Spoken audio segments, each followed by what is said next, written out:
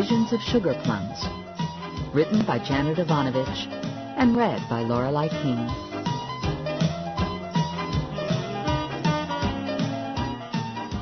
Chapter 1. My name is Stephanie Plum, and I've got a strange man in my kitchen. He appeared out of nowhere. One minute I was sipping coffee, mentally planning out my day, and then the next minute, poof, there he was. He was over 6 feet, with wavy blonde hair pulled into a ponytail, deep-set brown eyes, and an athlete's body.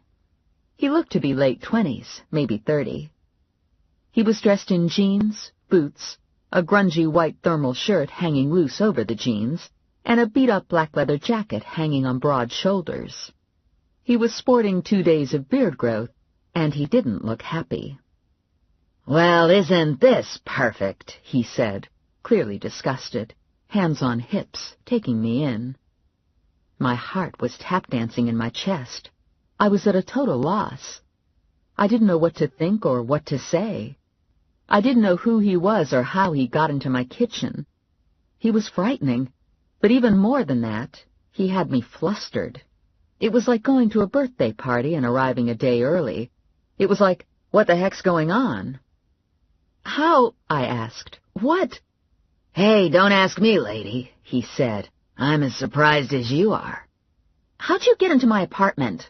"Sweet cakes, you wouldn't believe me if I told you." He moved to the refrigerator, opened the door, and helped himself to a beer. He cracked the beer open, took a long pull, and wiped his mouth with the back of his hand. "You know how people get beamed down on Star Trek? It's sort of like that." Okay. So I've got a big slob of a guy drinking beer in my kitchen, and I think he might be crazy. The only other possibility I can come up with is that I'm hallucinating, and he isn't real. I smoked some pot in college, but that was about it. Don't think I'd get a flashback from wacky tobacco. There were mushrooms on the pizza last night. Could that be it? Fortunately, I work in bail bond enforcement, and I'm sort of used to scary guys showing up in closets and under beds. I inched my way across the kitchen, stuck my hand into my Brown Bear cookie jar, and pulled out my .38 5-shot Smith & Wesson. "Cripes," he said. "What are you going to do, shoot me? Like that would change anything." He looked more closely at the gun and shook his head in another wave of disgust. "Honey, there aren't any bullets in that gun." "There might be one," I said. "I might have one chambered." "Yeah, right." He finished the beer and sauntered out of the kitchen into the living room. He looked around and moved to the bedroom. "Hey!" I yelled. "Where do you think you're going?" He didn't stop. "That's it," I told him. "I'm calling the police." "Give me a break," he said. "I'm having a really shitty day." He kicked his boots off and flopped onto my bed, scoping out the room from his prone position. "Where's the television?" "In the living room."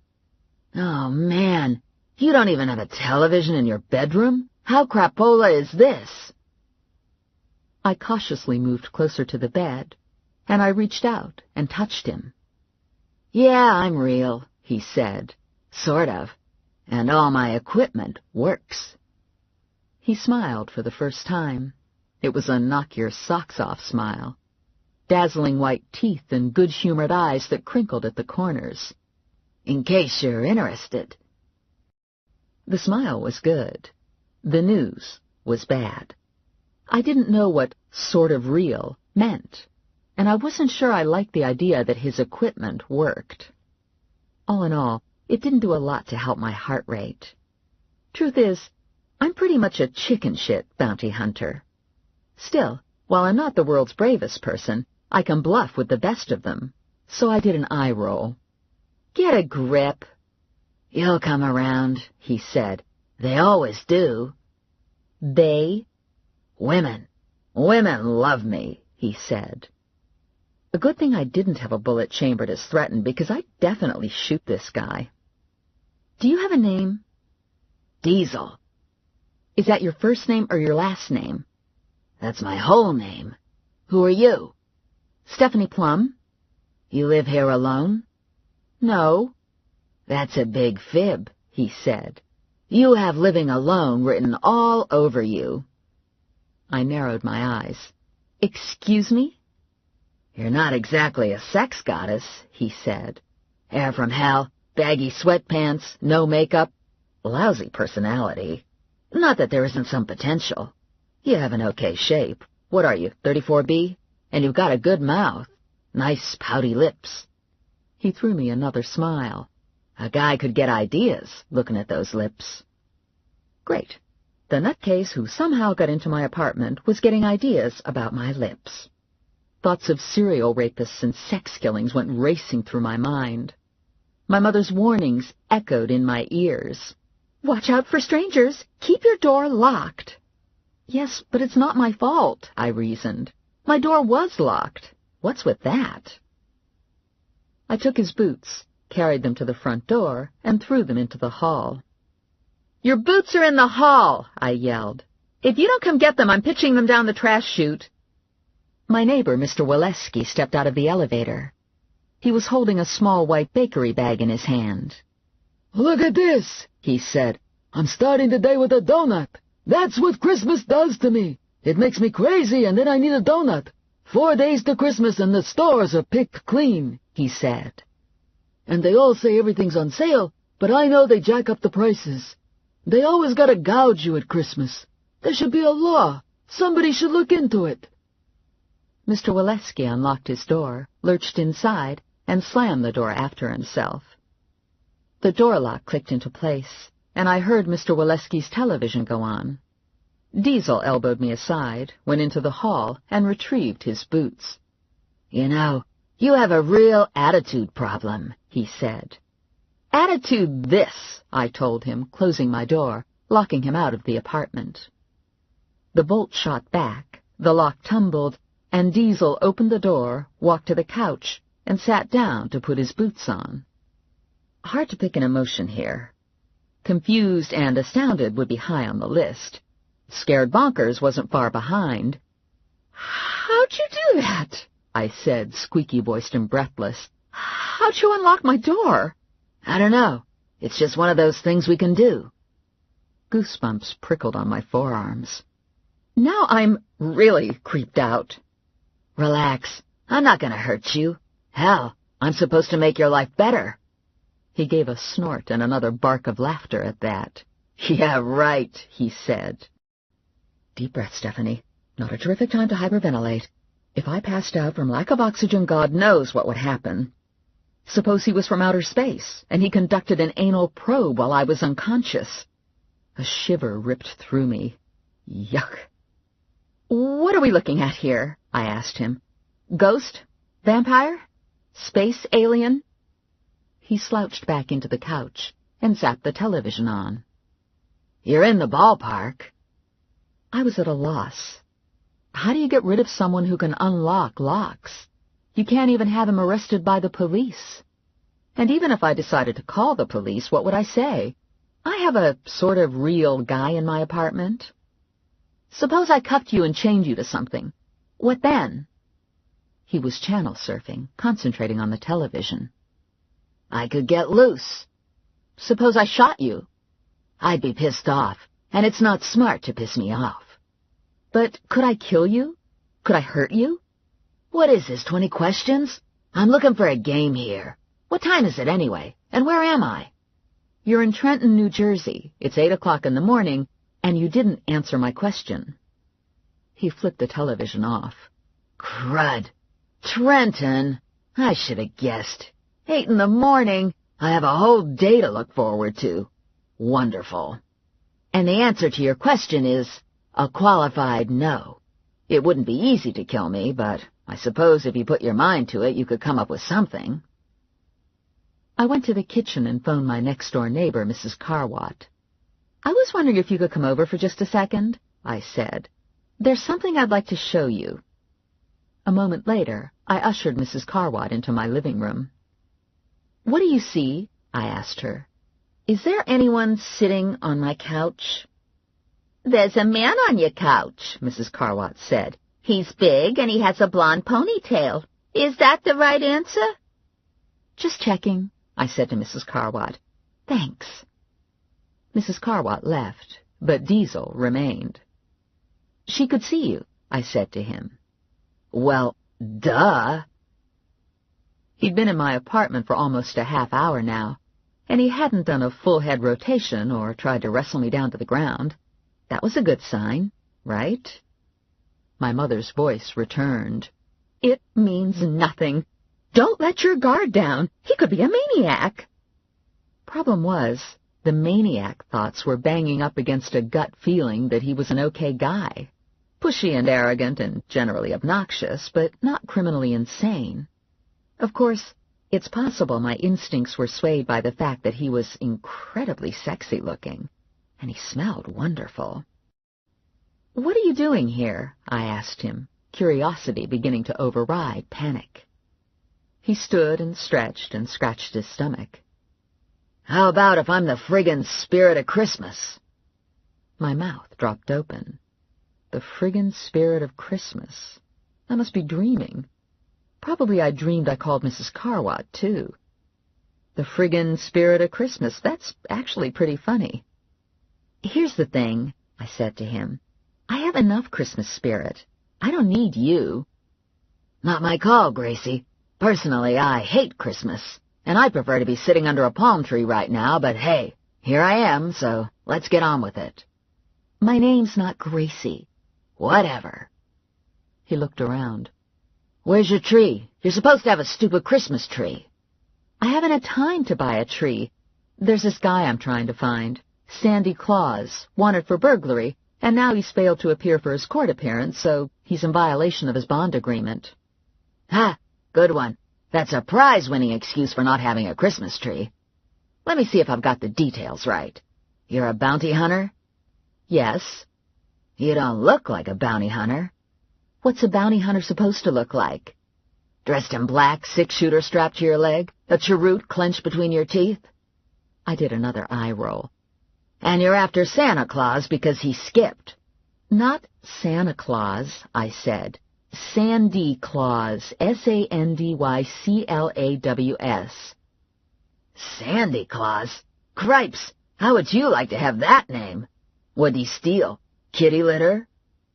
This was coming from a guy named for a train engine. "First, I have a legitimate job. I work for Vincent Plum bail bonds as a bond enforcement agent. Second, Claus isn't such a weird name. It was probably Klaus and got screwed up at Ellis Island. It happened a lot. Third, I don't know why I'm explaining this to you. Probably I had a stroke and fell down and hit my head, and I'm actually in ICU right now, hallucinating all this." "You see, this is typical of the problem. Nobody believes in the mystical anymore. Nobody believes in miracles. As it happens, I'm a little supernatural. Why can't you just accept that and go with it? I bet you don't believe in Santa Claus either. Maybe Sandy Claus didn't have his name changed from Klaus. Maybe he had his name changed from Santa Claus. Maybe the old guy got tired of the Toys for Kids routine and just wanted to go hide out somewhere." "So you think it might be Santa Claus living in Trenton under an assumed name?" Diesel shrugged. "It's possible.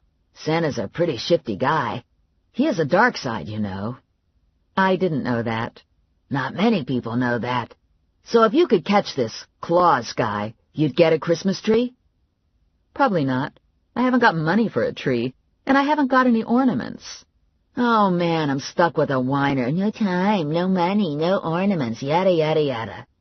"Hey, it's my life, and I don't have to have a Christmas tree if I don't want one." Actually, I really did want a Christmas tree. I wanted a big fat tree with bright-colored lights and an angel on top. I wanted a wreath on my front door. I wanted red candlesticks on my dining room table. I wanted my closet filled with beautifully wrapped presents for my family. I wanted Christmas music playing on my stereo. And I wanted a fruitcake in my refrigerator. It was what every red-blooded burger was supposed to have at Christmas, right? I wanted to wake up in the morning and feel happy and filled with good cheer and peace on earth and goodwill toward men. And I wanted to have a partridge in my pear tree. Well, guess what? I didn't have any of those things. No tree, no wreath, No candlesticks, no presents, no freaking fruitcake, and no goddamn partridge. Every year I chased after the perfect Christmas, and every year Christmas barely happened. My Christmases were always a mess of badly wrapped last-minute presents, a chunk of fruitcake sent home in a doggy bag from my parents' house, and for the last couple years I haven't had a tree. I just couldn't seem to get to Christmas. "What do you mean you don't want a Christmas tree?" Diesel said. "Everyone wants a Christmas tree. If you had a Christmas tree, Santa would bring you stuff, like hair curlers and slut shoes." A sigh escaped. "I appreciate your insight into Christmas, but you're going to have to leave now. I have things to do. I have to work on the Claus case, and then later I promised my mother I'd be over to bake Christmas cookies." "Not a good plan. Baking cookies doesn't do a lot for me. I have a better plan. How about we find Claus, and then we shop for a tree? And on the way home from the tree shopping, we can see if the Titans are playing tonight. Maybe we can catch a hockey game." "How do you know about the Titans?" "I know everything." I did yet another eye roll and brushed past him. I was doing so many eye rolls they were giving me a headache. "Okay, so I've been to Trenton before," he said. "You've got to stop doing those eye rolls. You're going to shake something loose in there."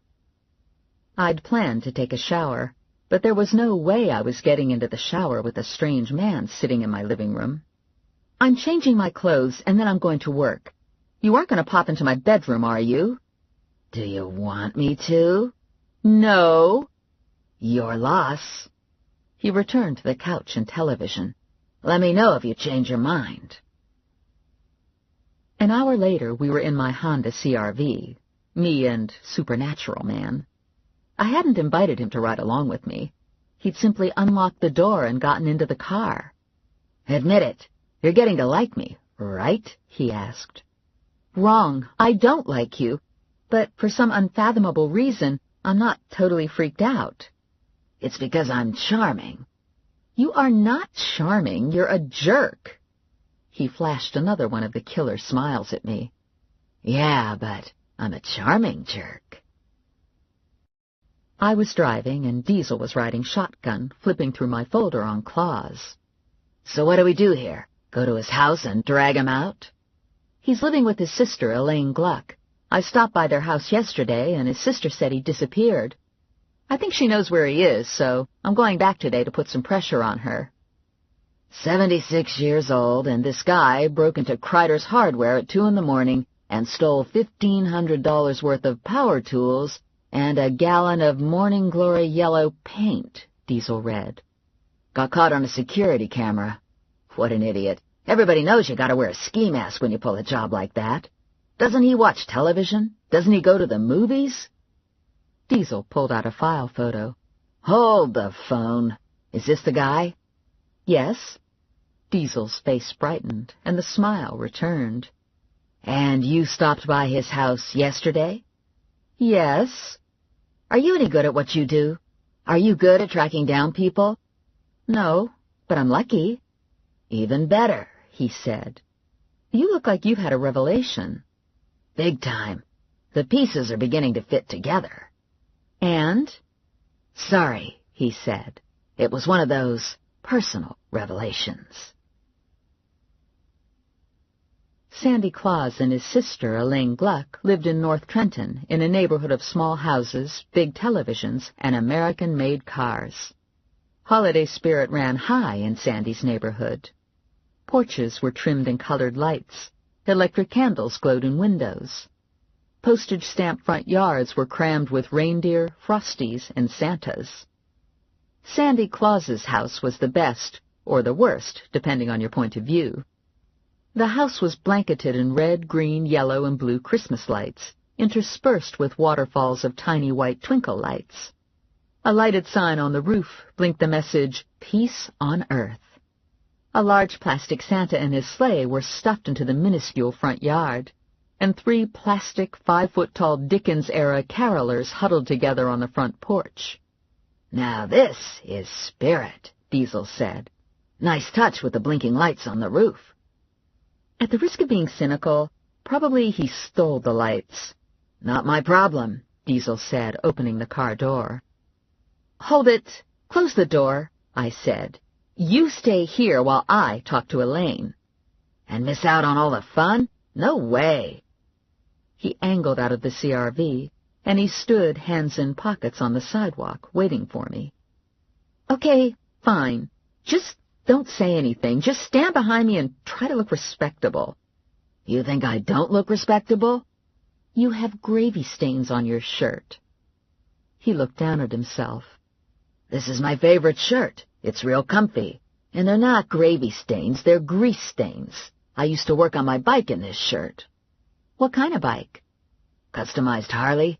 I had a big old cruiser with python pipes." He smiled, remembering. "It was sweet." "What happened to it?" "Crashed it." "Is that how you got the way you are now? Dead or something?" "No. The only thing that died was the bike." It was mid-morning, and the sun was lost behind cloud cover that was the color and texture of bean curd. I was wearing wool socks, thick-soled cat boots, black jeans, a red plaid flannel shirt over a T-shirt, and a black leather biker jacket. I looked pretty damn tough in a very cool way, and I was freezing my ass off. Diesel was wearing his jacket unzipped and didn't look the least bit cold. I crossed the street and rang the doorbell. Elaine opened the door wide and smiled out at me. She was a couple inches shorter than me and almost as wide as she was tall.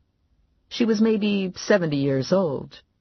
Her hair was snow white, cut short and curled. She had apple cheeks and bright blue eyes, and she smelled like gingerbread cookies.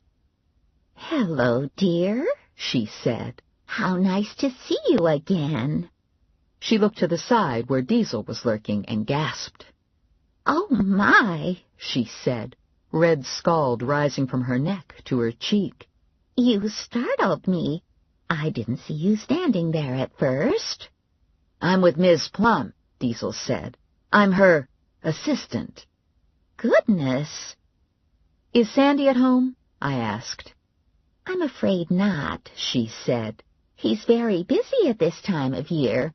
Sometimes I don't see him for days on end. He owns a toy store, you know, and toy stores are very busy at Christmas." I knew the toy store. It was a shabby little store in a strip mall in Hamilton Township. "I stopped by the store yesterday," I said. "It was closed." "Sandy must have been busy running errands. Sometimes he closes down to run errands." "Elaine, you use this house as collateral to bond out your brother. If Sandy doesn't appear in court, my employer will seize this house." Elaine continued to smile. "I'm sure your employer wouldn't do a mean thing like that. Sandy and I just moved here, but already we love this house. We wallpapered the bathroom last week. It looks lovely."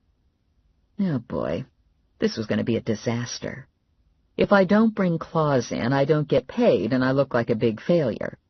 If I threaten and intimidate Elaine into ratting on her brother, I feel like a jerk. Better to be after a crazed killer who's hated by everyone, including his mother. Of course, crazed killers tend to shoot at bounty hunters, and getting shot at isn't high on my list of favorite activities. "I smell gingerbread," Diesel said to Elaine. "I bet you're baking cookies." "I bake cookies every day," she told him. "Yesterday I made sugar cookies with colored sprinkles, and today I'm making gingerbread." "I love gingerbread," Diesel said. He slid past Elaine and found his way to her kitchen. He selected a cookie from a plate heaped with cookies, took a bite, and smiled. "I bet you add vinegar to your cookie dough." "It's my secret ingredient," Elaine said.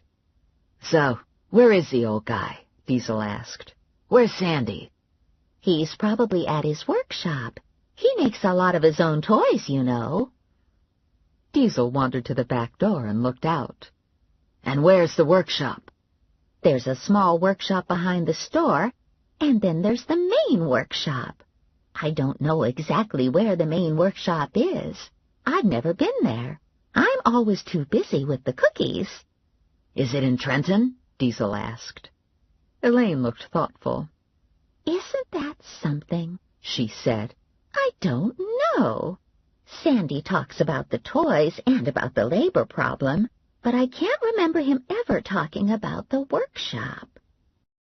Diesel took a cookie for the road, thanked Elaine, and we left. "Want some of my cookie?" Diesel asked, the cookie held between perfect white teeth while he clicked the seatbelt into place. "I do not." He had a nice voice, slightly husky and hinting of a smile. His eyes fit the voice. I really hated that I liked the voice and the eyes. My life is already complicated by two men. One is my mentor and tormentor, a Cuban-American bounty hunter businessman named Ranger. He was currently out of town. No one knew where he was or when he'd return. This was normal. The other man in my life is a Trenton cop named Joe Morelli. When I was a kid, Morelli lured me into his father's garage and taught me how to play choo-choo. I was the tunnel and Morelli was the train, if you get the picture. When I was a teen working at Tasty Pastry Bakery, Morelli sweet-talked me onto the floor after hours and performed a more adult version of choo-choo behind the eclair case. We've both grown up some since then. The attraction is still there. It's been enhanced by genuine affection, maybe even love. We haven't totally mastered trust and the ability to commit. I really didn't need a third, potentially non-human, guy in my life. "I bet you're worried about the way those jeans are fitting, right?" Diesel asked. "Afraid to add cookie calories?" "Wrong. My jeans fit just fine." I didn't want a cookie with Diesel spit on it. I mean, what do I know about him? And okay, so my jeans actually were a little tight. Yeesh. He bit off the gingerbread man's head. "What's next? Does Claus have kids we can interrogate? I think I'm getting the hang of this." "No kids. I ran a check on him, and he has no relatives in the area. Same with Elaine. She's widowed with no children." "That must be hard on Elaine. A woman gets those urges, you know." I narrowed my eyes. "Urges?" "Kids, procreation, maternal urges." "Who are you?" "That's a good question," Diesel said. "I'm not sure I fully know the answer to that. Do any of us truly know who we are?" Great. Now he's a philosopher. "Don't you have maternal urges?" he asked. "Don't you hear that biological clock ticking? Tick, tick, tick," he said, smiling again, having some fun with it. "I have a hamster." "Hey, you couldn't ask for more than that. Hamsters are cool. Personally, I think kids are overrated." I was getting an eye twitch. I put my finger to it to stop the fluttering. "I'd rather not get into this right now." Diesel held his hands up. "No problemo. Don't want to make you uncomfortable." "Yeah, right." "Back to the big manhunt. Have you got a plan here?" he asked. "I'm going back to the store. I didn't realize there was a workshop attached." 20 minutes later, we stood at the front door to the store, staring at the small handwritten cardboard sign in the window. Closed. Diesel put his hand to the doorknob, and the locks tumbled open. "Pretty impressive, huh?" he said. "Pretty illegal." He pushed the door open. "You're a real spoilsport, you know that?" We both squinted into the dark. The only windows were the small panes of glass in the door. The shop was about the size of a two-car garage. Diesel closed the door behind us and flipped a light switch. 2 overhead fluorescent fixtures buzzed on and threw a dim, flickering light across the interior. "Boy, this is cheery," Diesel said. "This would make me want to buy toys, right after I poked my eye out and slit my throat." The walls were lined with shelves, but the shelves were empty, and train sets, board games, dolls, action figures, and stuffed animals were all jumbled together on the floor. "This is strange," I said. "Why are the toys on the floor?" Diesel looked around the room. "Maybe someone had a temper tantrum." An ancient cash register sat on a small counter. Diesel punched a key, and the register opened. $7.50, he said. "Don't think Sandy does much business." He walked the length of the store and tested the back door. The door was unlocked. He opened the door, and we both peeked into the back room. "Not much to see here, either," Diesel said. There were a couple long metal folding tables and several metal folding chairs. Crude wood toys in various stages of completion cluttered the tables. Most were clunky carved animals, and even clunkier carved trains. The train cars were connected by large hooks and eyes. "Look around for something that might have the address of the other workshop," I said. "It might be printed on a shipping label or box, or maybe there's a scrap of paper with a phone number." We worked both rooms, but we didn't find an address or phone number. The only item in the trash was a crumpled bakery bag from Baldano's. Sandy Claus had a sweet tooth.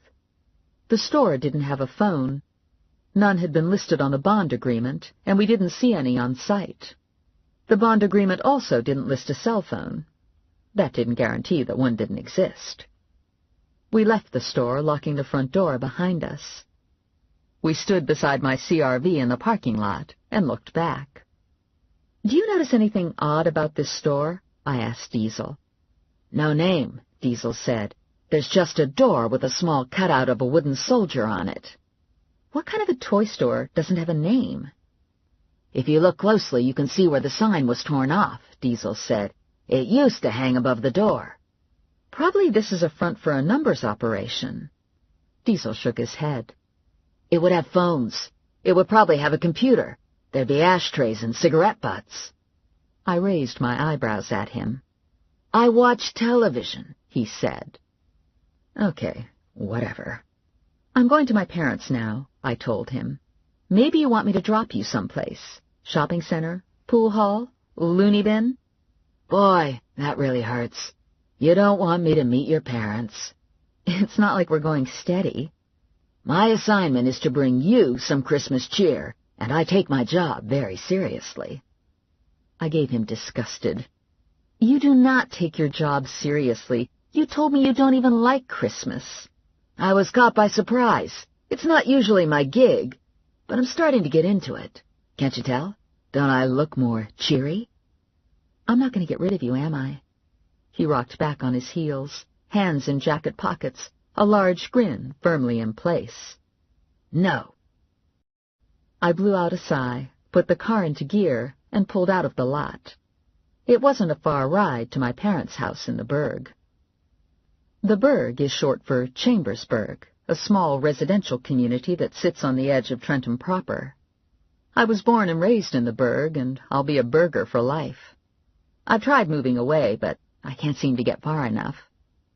Like most houses in the Burg, my parents' house is a small two-story clapboard built on a small narrow lot. And like many houses in the Burg, the house shares a common wall with an identical house. Mabel Markowitz owns the house which adjoins my parents' house. She lives there alone now that her husband has passed on. She keeps her windows clean. She plays bingo twice a week at the senior center, and she squeezes 13 cents out of every dime. I parked at the curb, and Diesel looked at the two houses. Mrs. Markowitz's house was painted a bilious green. She had a plaster statue of the Virgin Mary in her tiny front yard, and she'd put a pot of plastic red poinsettias next to the Virgin. A lone candle had been placed in her front window. My parents' house was painted yellow and brown, and was decorated with a string of colored lights across the front of the house. A big old plastic Santa, his red suit sun-bleached to pale pink, had been set up in my parents' front yard, in direct competition with Mrs. Markowitz's Virgin. My mother had electric candles in all the windows, and a wreath on the front door. "Holy crap," Diesel said. "This is a car crash." I had to agree with him. The houses were fascinating in their awfulness. Even worse, they were a comfort. They'd looked exactly like this for as long as I could remember. I couldn't imagine them looking any other way. When I was 14, Mrs. Markowitz's Virgin had gotten beamed with a baseball, and some of her head had chipped away. But that didn't stop the Virgin from blessing the house. She stood stalwart through wind and rain and sleet and storm with a chipped head, just as Santa faded and dented, but returned each year. Grandma Mazur was behind my parents' glass storm door, looking out at us. Grandma Mazur lives with my parents now that Grandpa Mazur's eating pork rinds and deep-fried peanut butter sandwiches with Elvis. Grandma Mazur's mostly spindle bone and slack skin. She keeps her gray hair curled tight to her head and carries a .45 long barrel in her purse. The concept of growing old gracefully has never taken hold with Grandma. Grandma opened the door when I approached with Diesel. "Who's this?" she asked, eyeballing Diesel. "I didn't know you were bringing a new man over. Look at me. I'm not even dressed up. And what about Joseph? What happened to him?" "Who's Joseph?" Diesel wanted to know. "He's her boyfriend," Grandma Mazur said. "Joseph Morelli. He's a Trenton cop. He's supposed to be coming over later for dinner on account of it's Sunday." Diesel grinned down at me. "You didn't tell me you had a boyfriend."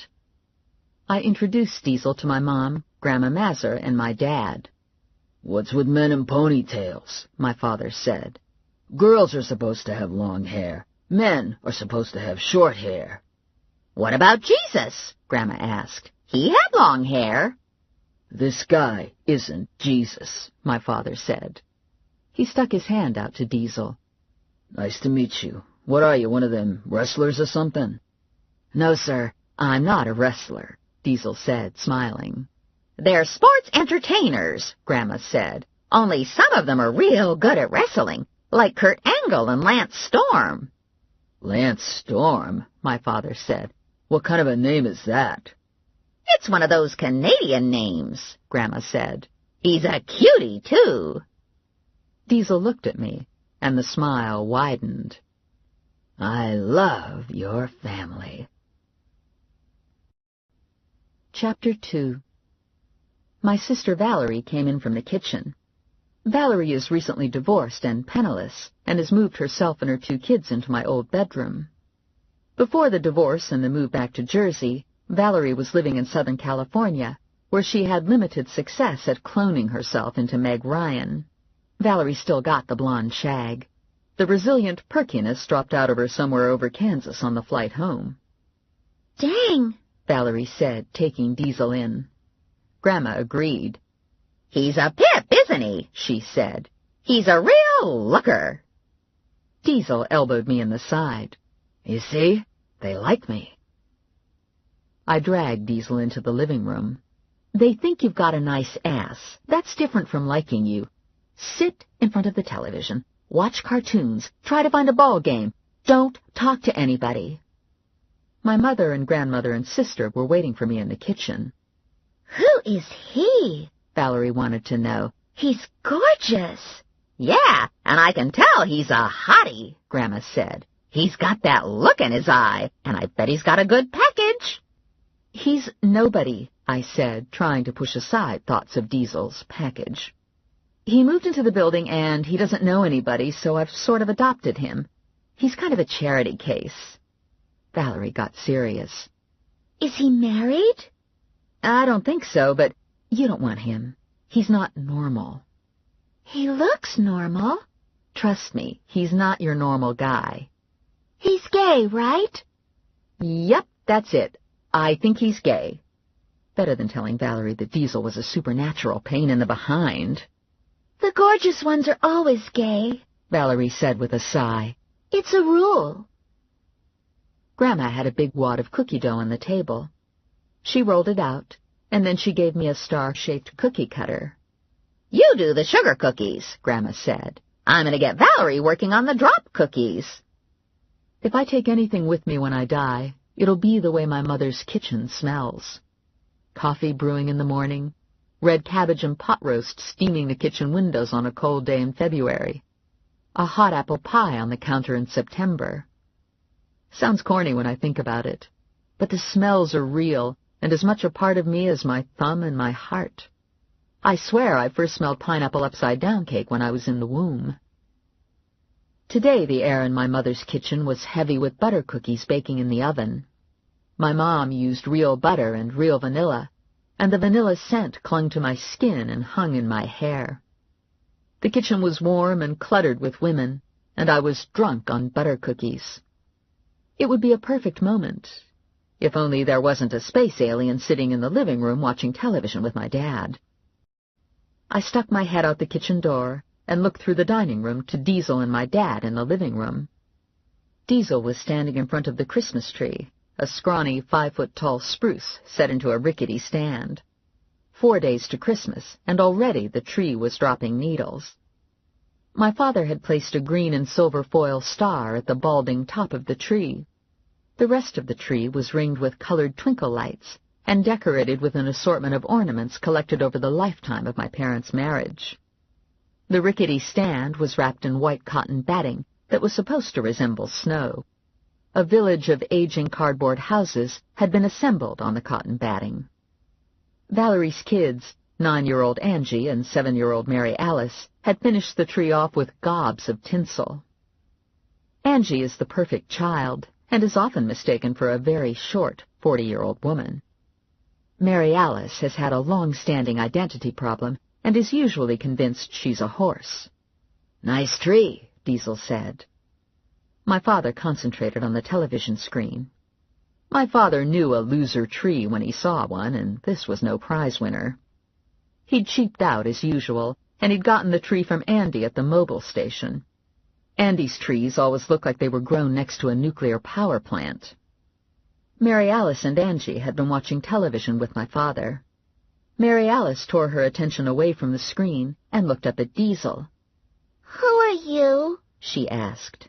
"My name's Diesel," he said. "Who are you?" "I'm Mary Alice, and I'm a beautiful Palomino, and that's my sister Angie. She's just a girl."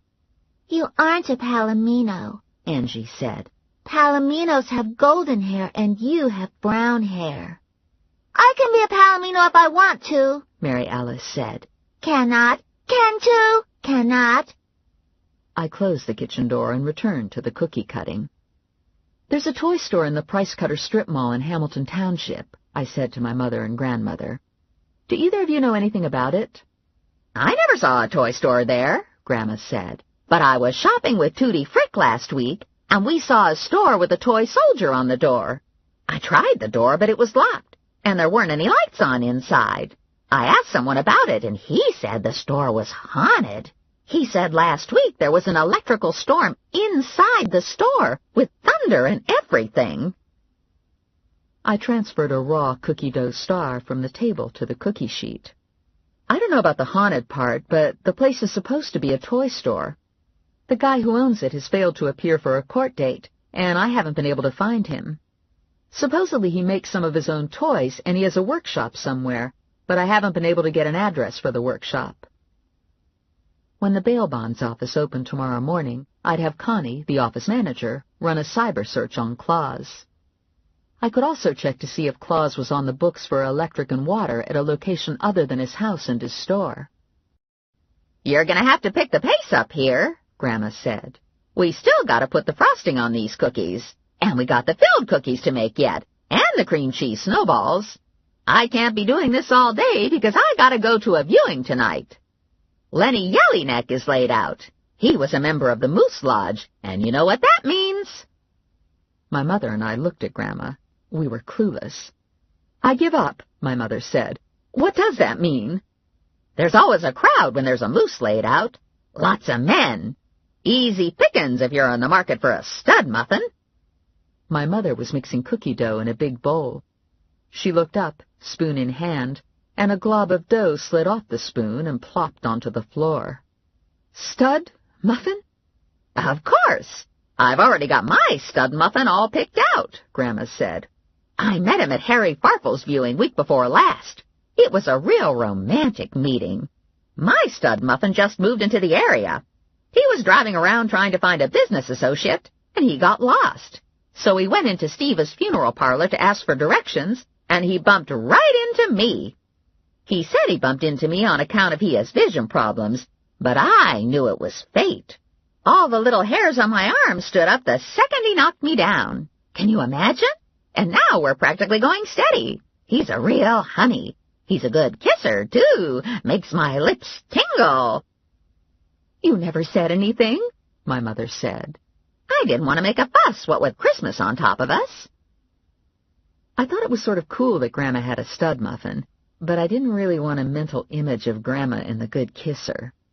Last time Grandma brought a man home to dinner, he took his glass eye out at the table and set it alongside his spoon while he ate. I had some success at eliminating Senior's stud muffin thoughts. I was having less success at eliminating thoughts of Diesel. I was worried he was in the living room deciding who in my family should be beamed up to the mother ship. Or maybe he wasn't an alien. What then? Maybe he was Satan. Except he didn't smell like fire and brimstone. His scent was more yum. Okay, probably he wasn't Satan. I went to the kitchen door and did another lookout. The kids were on the floor, transfixed by the television. My father was in his chair, sleeping. No Diesel. Hey! I shouted to Angie. Where's Diesel? Angie shrugged. Mary Alice looked around at me and also shrugged. Dad! I shouted. Where'd Diesel go? My dad opened one eye. Out. He said he'd be back by dinner time. Out? As in out for a walk? Or out as in out of body? I looked up at the ceiling, hoping Diesel wasn't hovering above us like the ghost of Christmas past. Did he say where he was going? Nope. Just said he'd be back. My father's eyes closed. End of conversation.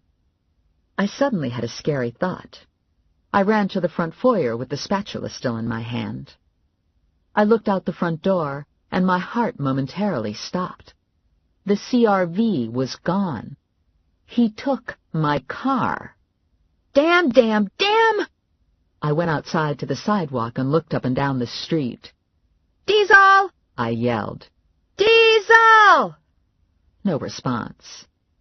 Big deal man of mysterious talents can open doors, but can't hear me calling him.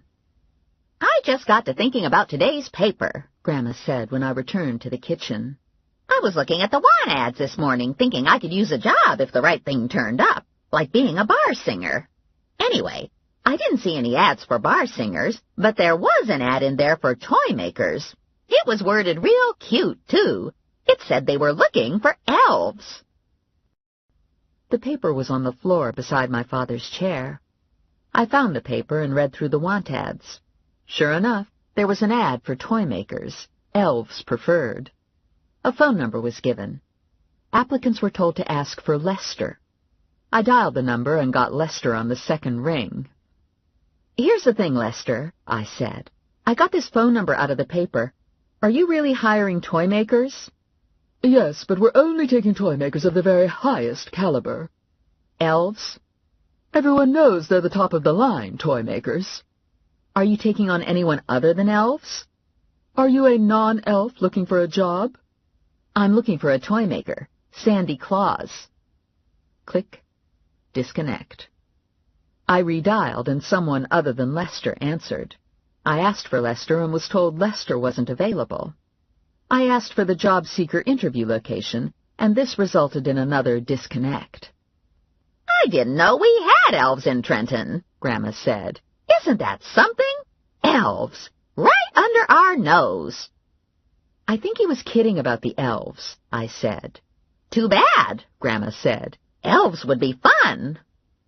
You're always working, my mother said to me.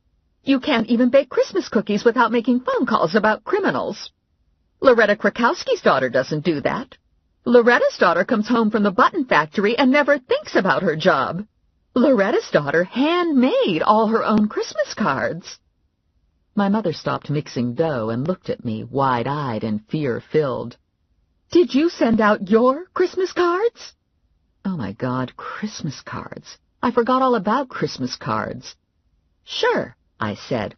I sent them out last week. I hoped God and Santa Claus weren't listening to me fib. My mother blew out a whoosh of air and made the sign of the cross. Thank goodness! I was afraid you forgot again. Mental note. Buy some Christmas cards. By 5 o'clock we were done with the cookies, and my mother had a tray of lasagna in the oven. The cookies were in cookie jars and cookie tins, and some were stacked high on plates for instant eating. I was at the sink washing the last of the baking sheets, and I felt the skin prickle at the back of my neck. I turned and bumped into Diesel. "You took my car," I said, jumping back. "You just drove off with it. You stole it." "Chill. I borrowed it. I didn't want to disturb you. You were busy with the cookie making." "If you had to go somewhere, why didn't you just pop yourself there, like you popped into my apartment?" "I'm keeping a low profile. I save the popping for special occasions." "You're not really the spirit of Christmas, are you?" "I could be if I wanted. I hear the job's up for grabs." He was wearing the same boots and jeans and jacket, but he'd substituted a brown sweater for the stained thermal. "Did you go home to change?" "Home is far away." He playfully twirled a lock of my hair around his finger. "You ask a lot of questions." "Yeah, but I'm not getting any answers." "There's a chubby little guy in the living room with your dad. Is that your boyfriend?" "That's Albert Clown. He's Valerie's boyfriend." I heard the front door open, and seconds later Morelli sauntered into the kitchen. He looked first to me, and then to Diesel. He extended his hand to Diesel. "Joe Morelli," he said. "Diesel." They spent a moment measuring. Diesel was an inch taller and had more bulk. Morelli wasn't someone you'd want to meet in a dark alley. Morelli was all lean, hard muscle and dark, assessing eyes. The moment passed. Morelli smiled at me and dropped a feather-light kiss on the top of my head. "Diesel is an alien or something," I said to Morelli. "He appeared in my kitchen this morning." "As long as he didn't spend the night," Morelli said. He reached around me to a cookie tin, removed the lid, and selected a cookie. I cut my eyes to Diesel and caught him smiling. Morelli's pager buzzed. He checked the readout and swore to himself. He used the kitchen phone, staring at his shoes while he was talking. Never a good sign. The conversation was short. "I have to go," Morelli said. "Work." "Will I see you later?" Morelli pulled me out to the back stoop and shut the kitchen door behind us. "Stanley Kamensky was just found stuffed into an industrial waste barrel. It was sitting in the alley behind that new Thai restaurant on Sumner Street. Apparently it had been sitting there for days and was attracting flies, not to mention some local dogs and a pack of crows. He was muscle for Lou Two-Toes, so this is going to get ugly. And if that isn't bad enough, there's something screwy going on with the electric grid. There have been power outages in pockets all over Trenton, and they all of a sudden correct themselves. Not a big deal, but it's making a mess out of traffic." Morelli turned his head to look through the glass pane into the kitchen. "Who's the big guy?" "I told you, he popped into my kitchen this morning. I think he's an alien, or maybe he's some kind of a ghost." Morelli felt my forehead. "Are you running a fever? Have you fallen down again?"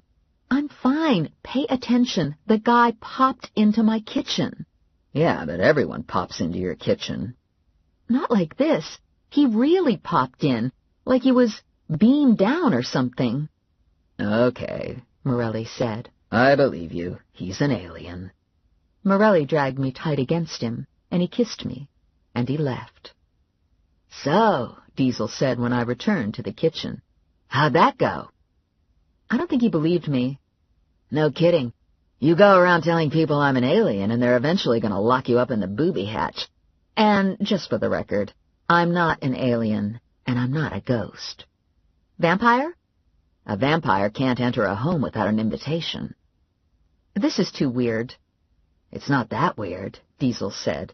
"I can do some things most people can't do. Don't make more of it than it is." "I don't know what it is." Diesel's smile returned. At precisely 6 o'clock, we sat down to the table. "Isn't this nice?" Grandma said. "It feels like a party." "I'm squished," Mary Alice said. "Horses don't like when they're squished. There's too many people at this table." "I've got room," Albert Clown said. "I can pick my fork up and everything." My father already had lasagna on his plate. My father always got served first, with the hope that he'd be busy eating and wouldn't jump up and strangle Grandma Mazur. "Where's the gravy?" he asked. "Where's the extra sauce?" Angie carefully passed the bowl with the extra marinara sauce to Mary Alice. Mary Alice had a hard time getting her hooves around the bowl. The bowl wobbled in midair and then crashed onto the table, setting loose a tidal wave of tomato sauce. Grandma reached across the table to grab the bowl, knocked over a candlestick, and the tablecloth went up in flames. This wasn't the first time this had happened.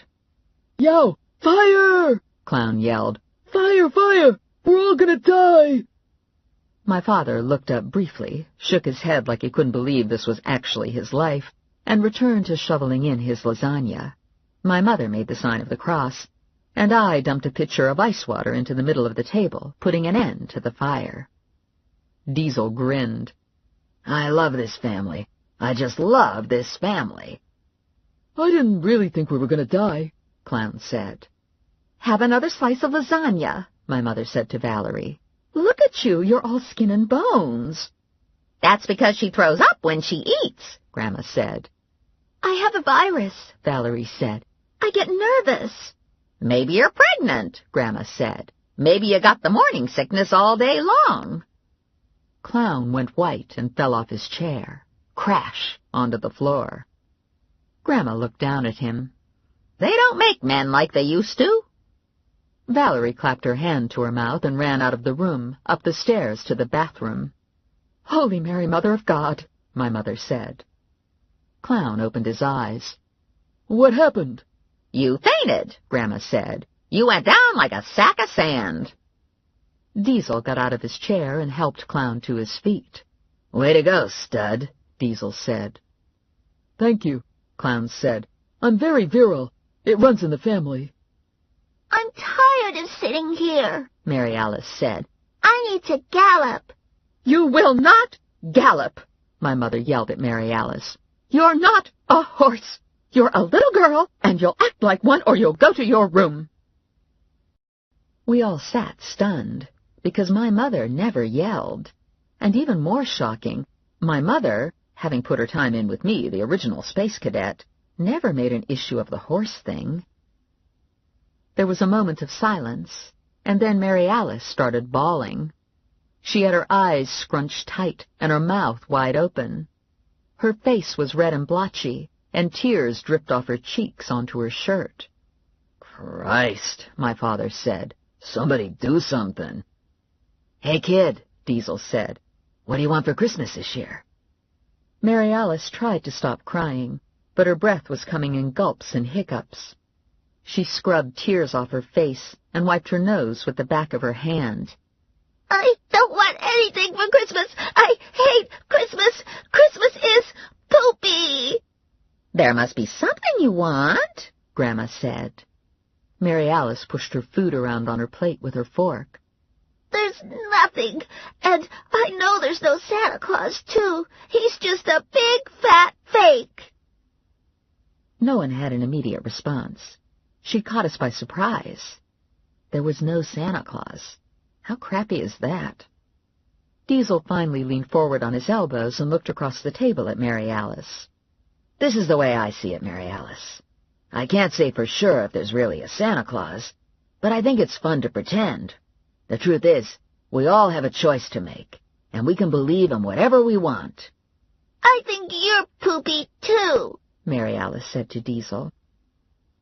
Diesel slid his arm across my shoulders and leaned close, his breath warm against my ear. "You were smart to choose a hamster," he said. Valerie returned to the dining room in time for dessert. "It's an allergy," she said. "I think I'm lactose intolerant." "Boy, that's a shame," Grandma said. "We got pineapple upside-down cake for tonight, and it's got lots of whipped cream on it." Beads of sweat appeared on Valerie's upper lip and forehead, and Valerie ran back upstairs. "Funny how these things come on," Grandma said. "She was never lactose intolerant before. She must have caught it in California." "I'm going to get some cookies from the kitchen," my mother said. I followed after her and found her belting back a tumbler of 4 roses. She jumped when she saw me. "You startled me," she said. "I came to help with the cookies. I was just taking a nip." A shudder raced through my mother. "It's Christmas, you know." This was a nip the size of a big gulp. "Probably Valerie isn't pregnant," I said. My mother drained the big gulp, crossed herself, and went back into the dining room with the cookies. "So," Grandma said to Clown, "do you make Christmas cookies at your house? Is your tree up yet?" "We don't actually have a tree," Clown said. "We're Jewish." Everyone stopped eating, even my father. "You don't look Jewish," Grandma said. "You don't wear one of them beanies."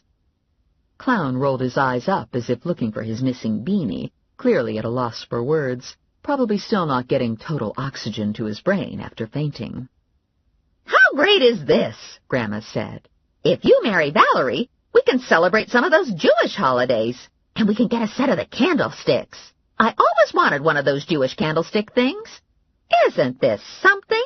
Grandma said. "Wait until I tell the girls at the beauty parlor that we might get a Jew in our family. Everyone's going to be jealous." My father was still sitting lost in thought. His daughter might marry a Jewish guy. This wasn't a great thing to happen, in my father's view. Not that he had anything against Jewish guys. It was that chances were slim to non-existent that Clown was Italian. In my father's scheme of things, there were Italians, and then there was the rest of the world. "You wouldn't be of Italian descent, would you?" my father asked Clown. "My grandparents were German," Clown said. My father sighed and went back to concentrating on his lasagna. Yet another fuck-up in the family. My mother was white-faced. Bad enough her daughters didn't attend church. The possibility of non-Catholic grandchildren was a disaster right up there with nuclear annihilation. "Maybe I need to put a couple more cookies on the plate," my mother said, pushing back from the table. One more cookie run, and my mother was going to be passed out on the kitchen floor. At 9 o'clock, Angie and Mary Alice were tucked into bed. My grandmother was somewhere with her stud muffin, and my mother and father were in front of the television. Valerie and Albert Clown were discussing things in the kitchen, and Diesel and I were standing outside on the sidewalk in front of the CRV. It was cold, and our breath made frost clouds. "So what happens now?" I asked. "Do you get beamed back up?" "Not tonight. Couldn't get a flight." My eyebrows raised a quarter of an inch. "I'm kidding," he said. "Boy, you'll believe anything."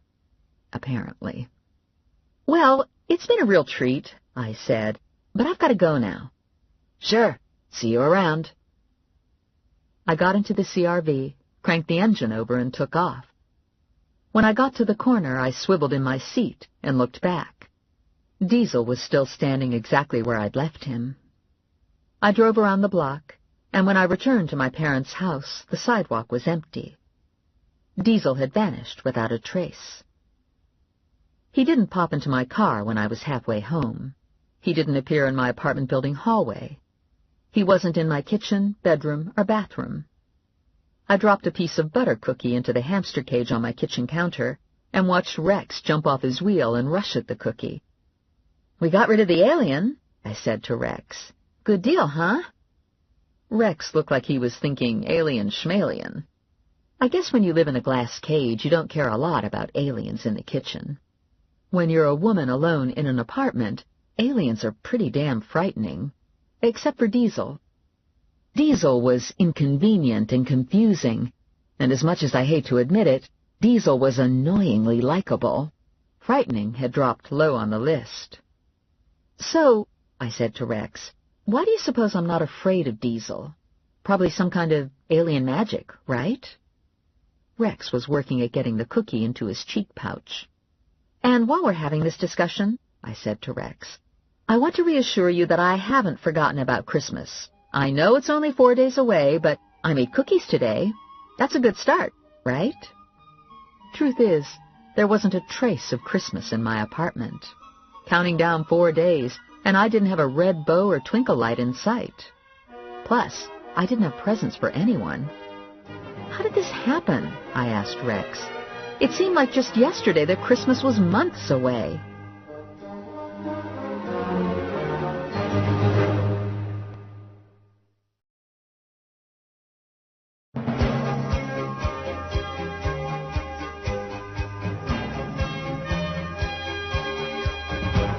I opened my eyes and shrieked. Diesel was standing beside my bed, staring down at me. I grabbed the sheet and pulled it up to my chin. "What? How?" I asked. He handed me a large-size take-out coffee. "Didn't we do this bit yesterday?" "I thought you were gone." "Yeah, but now I'm back. This is the part where you say, 'Good morning, nice to see you. Thanks for the coffee.'" I pried the plastic lid off and examined the coffee. It looked like coffee. It smelled like coffee. "Cripes," he said. "It's just coffee." "A girl can never be too careful." Diesel took the coffee back and drank it. "Rise and shine, gorgeous. We have things to do. We need to find Sandy Claus." "I know why I need to find Sandy Claus. I don't know why you need to find Sandy Claus." "Just being a good guy. I thought I'd come back and help you out." "Uh-huh. "Are you going to get up or what?" he said. "I'm not getting up with you standing there, and I'm not taking a shower with you in my apartment either. Go out and wait for me in the hall." He shook his head. "You are so untrusting." "Go!" I waited until I heard the front door open and close, and then I slid out of bed and crept to the living room. Empty. I padded barefoot to the front door, opened the door, and looked out. Diesel was leaning against the opposite wall, arms crossed over his chest, looking bored. "Just checking," I said. "You're not going to pop into my bathroom when I'm in there, are you?" "No." "Promise?" "Honey, I don't need a thrill that bad." I closed and locked the door, ran into the bathroom, took the fastest shower in the history of Plum, rushed back to my bedroom and got dressed in my usual uniform of jeans, boots, and T-shirt. I refilled Rex's water bottle and gave him some hamster crunches, a raisin, and a corn chip for breakfast. He rushed out of his soup can, stuffed the raisin and the corn chip into his cheek pouch, and returned to his soup can. I'd had a brilliant idea while I was in the shower.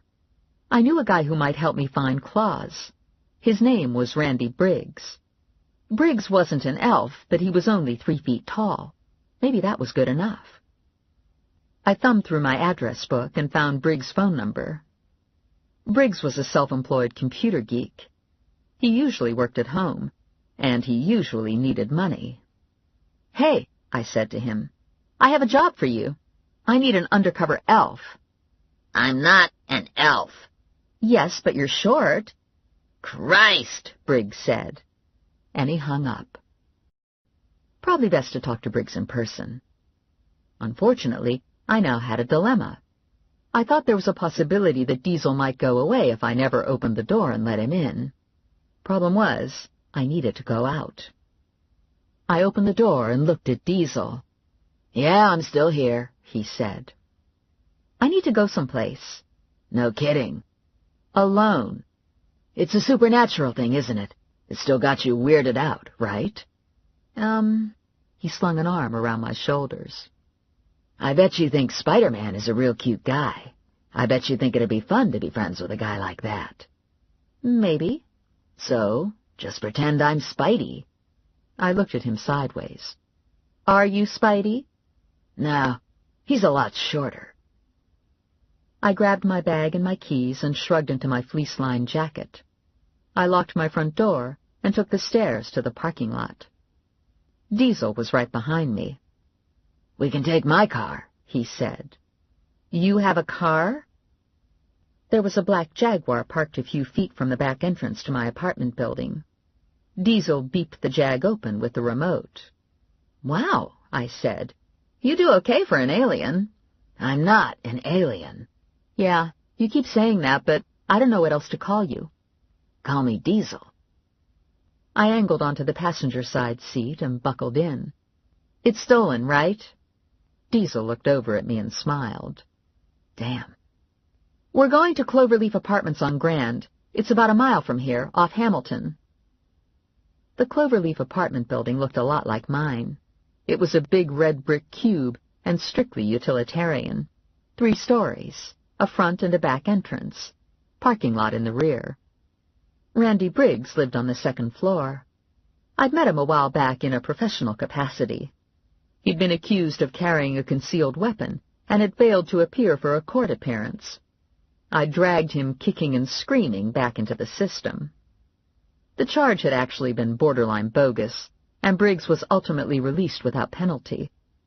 "And why are we doing this?" Diesel asked, climbing the stairs to the second floor. "There was a want ad in the paper for toy makers. When I called and inquired about Sandy Claus, I got disconnected." "And in your mind, this indicates that Claus is part of the toy maker operation." "I think it's suspicious and warrants further investigation. I'm going to ask this guy I know to help infiltrate the operation." "Is he a toy maker?" "No, he has other talents." We were in the stairwell, and all of a sudden we were plunged into total darkness. I felt Diesel step closer, felt his hand protectively settle at my waist. "Power blackout," I said. "Morelli told me they were happening all over Trenton." "Great," Diesel said. "Just what I need. Power blackouts." "Not a big deal," I told him. "Morelli said they last long enough to snarl traffic and then disappear." "Princess, it's a bigger deal than you could possibly imagine." I had no idea what he meant by that, but it didn't sound good. I was about to ask him when the lights popped back on, and we took the rest of the stairs to the second floor. I rapped on the door to 2B, and there was no response. I put my ear to the door and listened. "Hear anything?" Diesel asked. "Television." I rapped again. "Open the door, Randy. I know you're in there."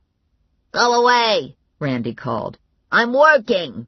"You're not working, you're watching television." The door was wrenched open, and Randy glared out at me. What? Diesel looked down at Randy. "You're a midget." No shit, Sherlock, Randy said. And just for the record, midget is no longer politically correct. "So what do you like?" Diesel asked. "How about little dude?" Randy was holding a soup ladle, and he whacked Diesel in the knee with it. Don't mess with me, wise ass. Diesel reached down, grabbed Briggs by the front of his shirt, and lifted him 3 feet off the floor so they were eye level. "You need to get a sense of humor," Diesel said, "and you want to lose the soup ladle." The soup ladle slid through Randy's fingers and clattered onto the parquet floor. "So you don't want to be called a little dude," Diesel said. "What do you want to be called?" I'm a little person, Randy said, feet dangling in the air. Diesel grinned at Randy. "Little person? That's the best you can do?" Diesel set Randy back down on the floor, and Randy gave himself a shake, looking a lot like a bird settling its feathers. "So," I said, "now that we have that straightened out." Briggs looked at me. Here it comes. "Have I ever asked for a favor?" Yes. "Okay, but I saved your life." My life wouldn't have been in danger in the first place if it wasn't for you. "All I want is for you to pose as an elf." Diesel gave a snort of laughter. I cut my eyes to him, and he squelched the laughter down to a grin. I am not an elf, Briggs said. Do I have pointy ears? No. Do I wear shoes that turn up on the ends? No. Do I enjoy this humiliation? No, no, no. "I'll pay you for your time." Oh, Briggs said. That's different. I handed the ad over to Briggs. "All you have to do is answer this ad. Probably you don't even have to say you're an elf. Probably you could just tell him you're qualified. And then when you go for the job interview, keep your eyes open for a guy named Sandy Claus. He's FTA. Give me a break. Santa Claus is FTA? How about the Easter Bunny? Is the Easter Bunny FTA too? I flashed the photo of Sandy Claus at Briggs, and I spelled the name for him. I gave Briggs my card with my cell phone and pager number. And I left, not wanting to overstay my welcome, not wanting to give him time to change his mind. I looked over at Diesel's knee when we were in the car. "Are you okay?" "Yeah, he hits like a girl. Someone needs to show him how to swing a soup ladle." Chapter 3. Connie Rizzoli manages my cousin Vinny's bail bonds office. Connie is a couple years older than me. She has big hair, big boobs, and a short fuse, and she could probably kick my butt from here to downtown Trenton. Good thing for me, Connie never feels compelled to kick my butt, since Connie and I are friends. I called Connie and asked her to check on water and electric accounts for Claus. Between semi-clandestine computer searches and the tight-knit network of burg women who love to dish, there isn't a lot of information Connie and I can't access. I'd barely disconnected with Connie when my cell phone chirped. It was my mother. "Help!" she said. I could hear a lot of hysterical shouting going on in the background. "What's going on?" "Valerie took one of those home pregnancy tests, and now she's got herself locked in the bathroom." "Don't worry about it. She'll come out when she gets hungry." "It's our only bathroom. I got 2 kids home from school for the holidays, an old lady with a bad bladder, and your father. Everybody needs to use the bathroom." "And?" "Do something. Shoot the lock off." Now, if I was any kind of a good sister and loving daughter, I'd have sympathy for Valerie. I'd be worried about her physical and emotional health. The ugly truth is, Valerie was always the perfect child, and I was the kid who had the skin knee, consistently flunked spelling, and lived in la-la land. My entire childhood was an out-of-body experience. Even as adults, Valerie had the great marriage and gave birth to 2 grandchildren. I had the marriage from hell that ended before my father got the wedding reception paid off. So I love my sister and wish her well, but it's hard not to smile once in a while now that her life is in the toilet. "Uh-oh," Diesel said. "I'm not sure I like that smile." It sort of slipped out. "Actually, I need you to help me with a domestic problem. I need a lock opened." "Someday I should show you some of my other skills." Oh, boy. It's never good when a man starts talking about his skills. Before you know it, you're in the garage watching a power tool demonstration.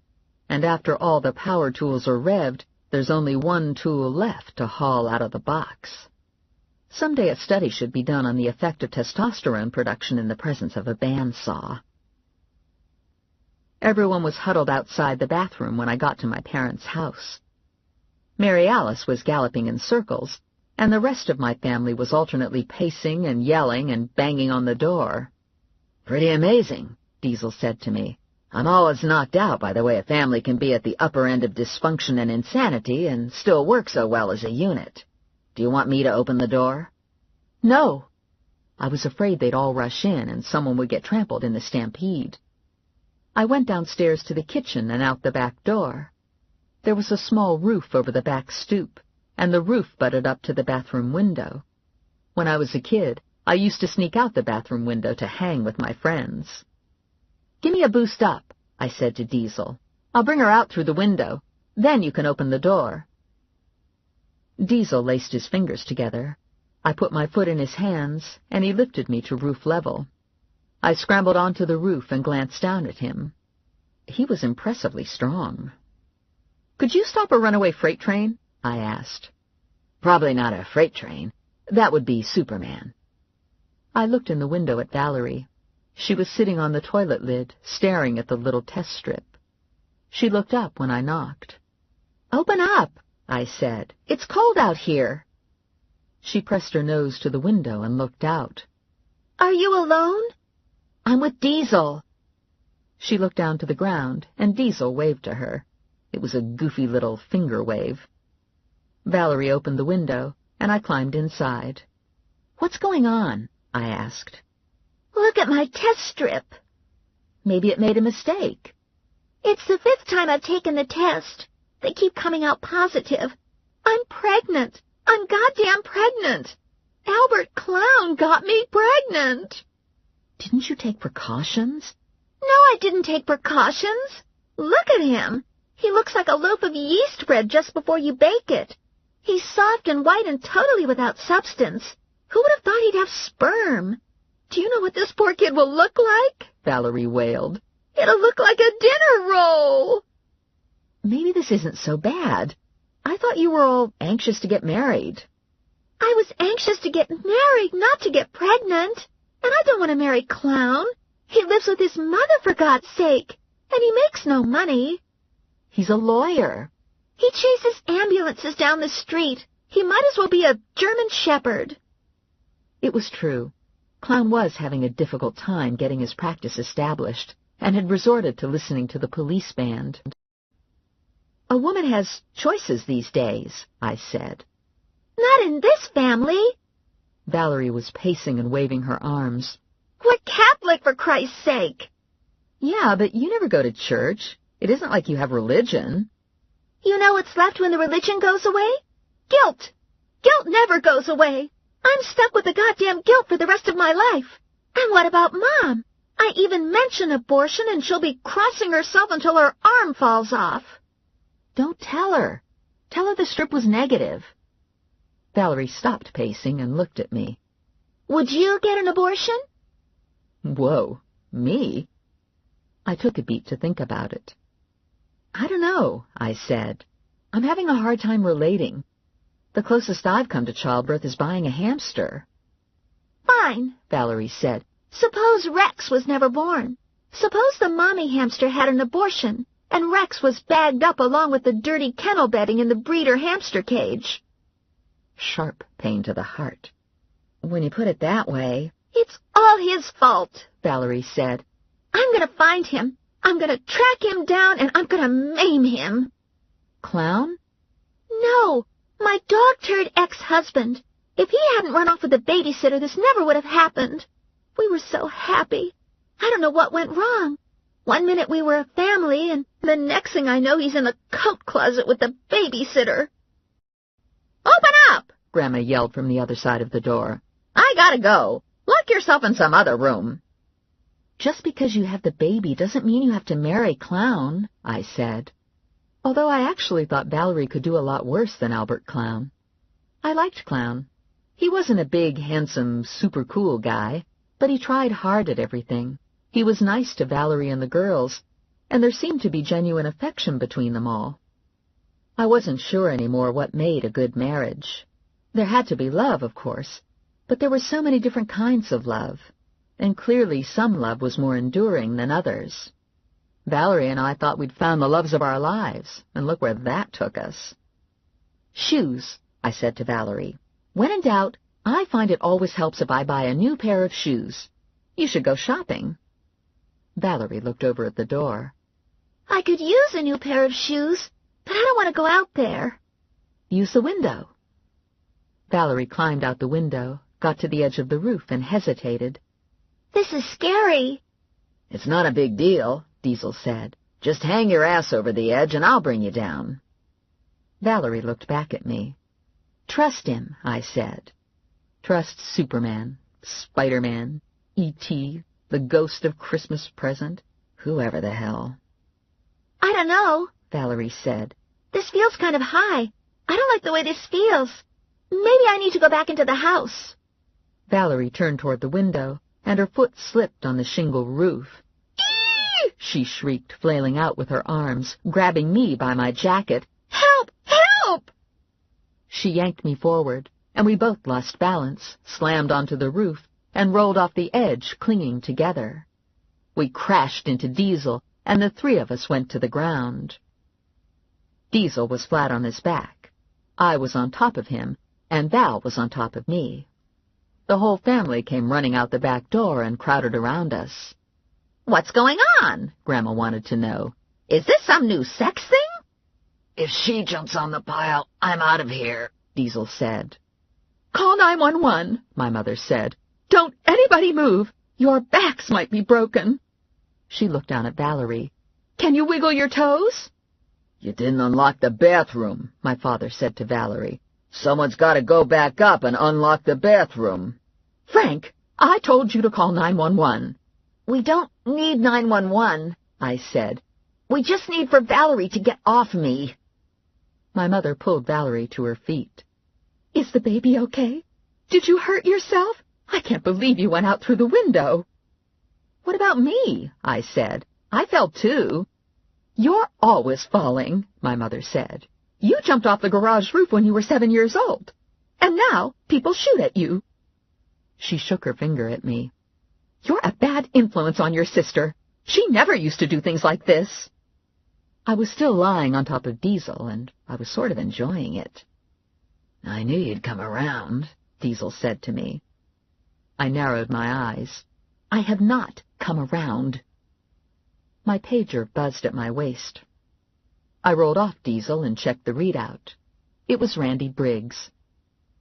I got to my feet and went into the house to use the phone, while Diesel went upstairs to unlock the bathroom door. My father followed Diesel to the bathroom. "Women," my father said. "There's got to be a better way." I was waiting at the door when Diesel came down. "Randy's got a job interview," I said. "He's on the road. I have the address." "What about the shopping?" Valerie asked. "You have to shop by yourself," I said. "I have to find Sandy Claus. And why aren't you working?" "I don't want to see Albert. I don't know what to say to him." "I'm lost," Diesel said. "What's Albert got to do with working?" "He's Valerie's boss." "This is like watching daytime television," Diesel said. "Look at you," my mother said to me. "It's almost Christmas and you're not wearing anything red." She took a Christmas tree pin off her shirt and attached it to my jacket. "Have you bought your tree yet?" she asked. "I haven't had time to get a tree." "You have to make time," my mother said. "Before you know it, your life will be over and you'll be dead, and then what?" "You have a tree," I said. "Why can't I use yours?" "Boy, you don't know much," my grandmother said. Diesel was standing back on his heels, hands in his pockets, smiling again. "Go to the car," I said to Diesel, "and stop smiling." "It's Christmas time," Diesel said. "Everybody smiles at Christmas time." "Wait right here," my mother said. "Let me pack you a bag for lunch."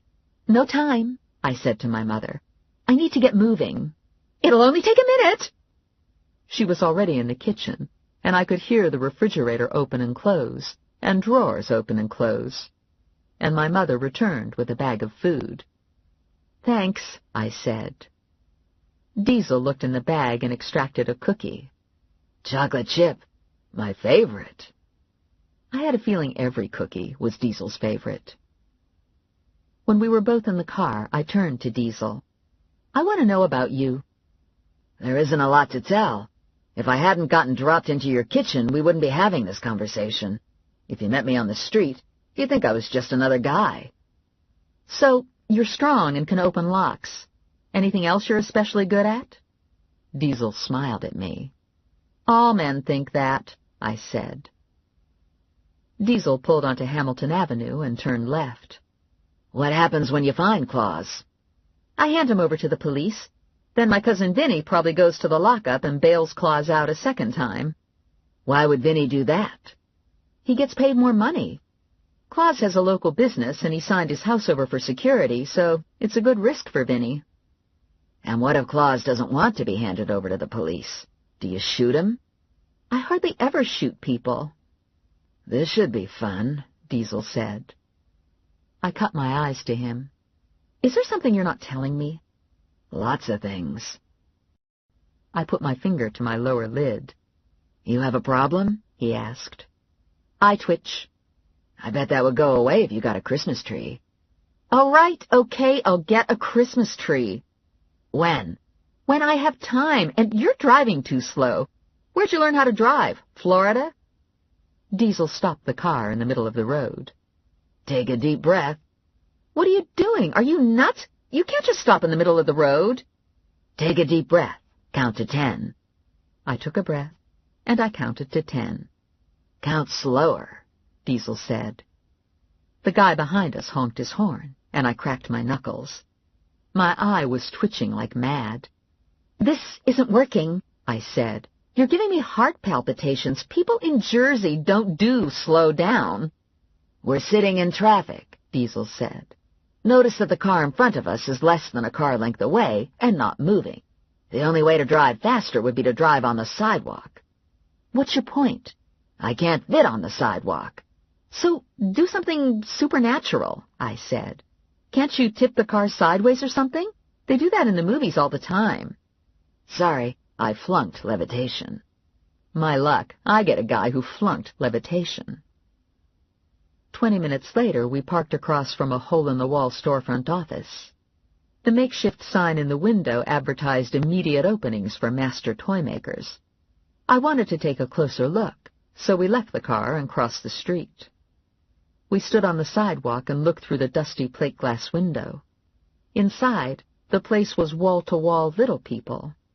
"Are they elves?" I asked Diesel. "I don't see any pointy ears." Hard to tell at this distance, and I heard somewhere that elves don't necessarily have pointy ears. So elves could be walking around in our midst, disguised as normal, everyday, vertically challenged citizens. Diesel looked at me and grimaced. You don't really believe in elves, do you? Of course not, I said.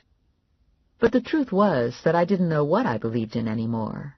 I mean, what the hell was Diesel?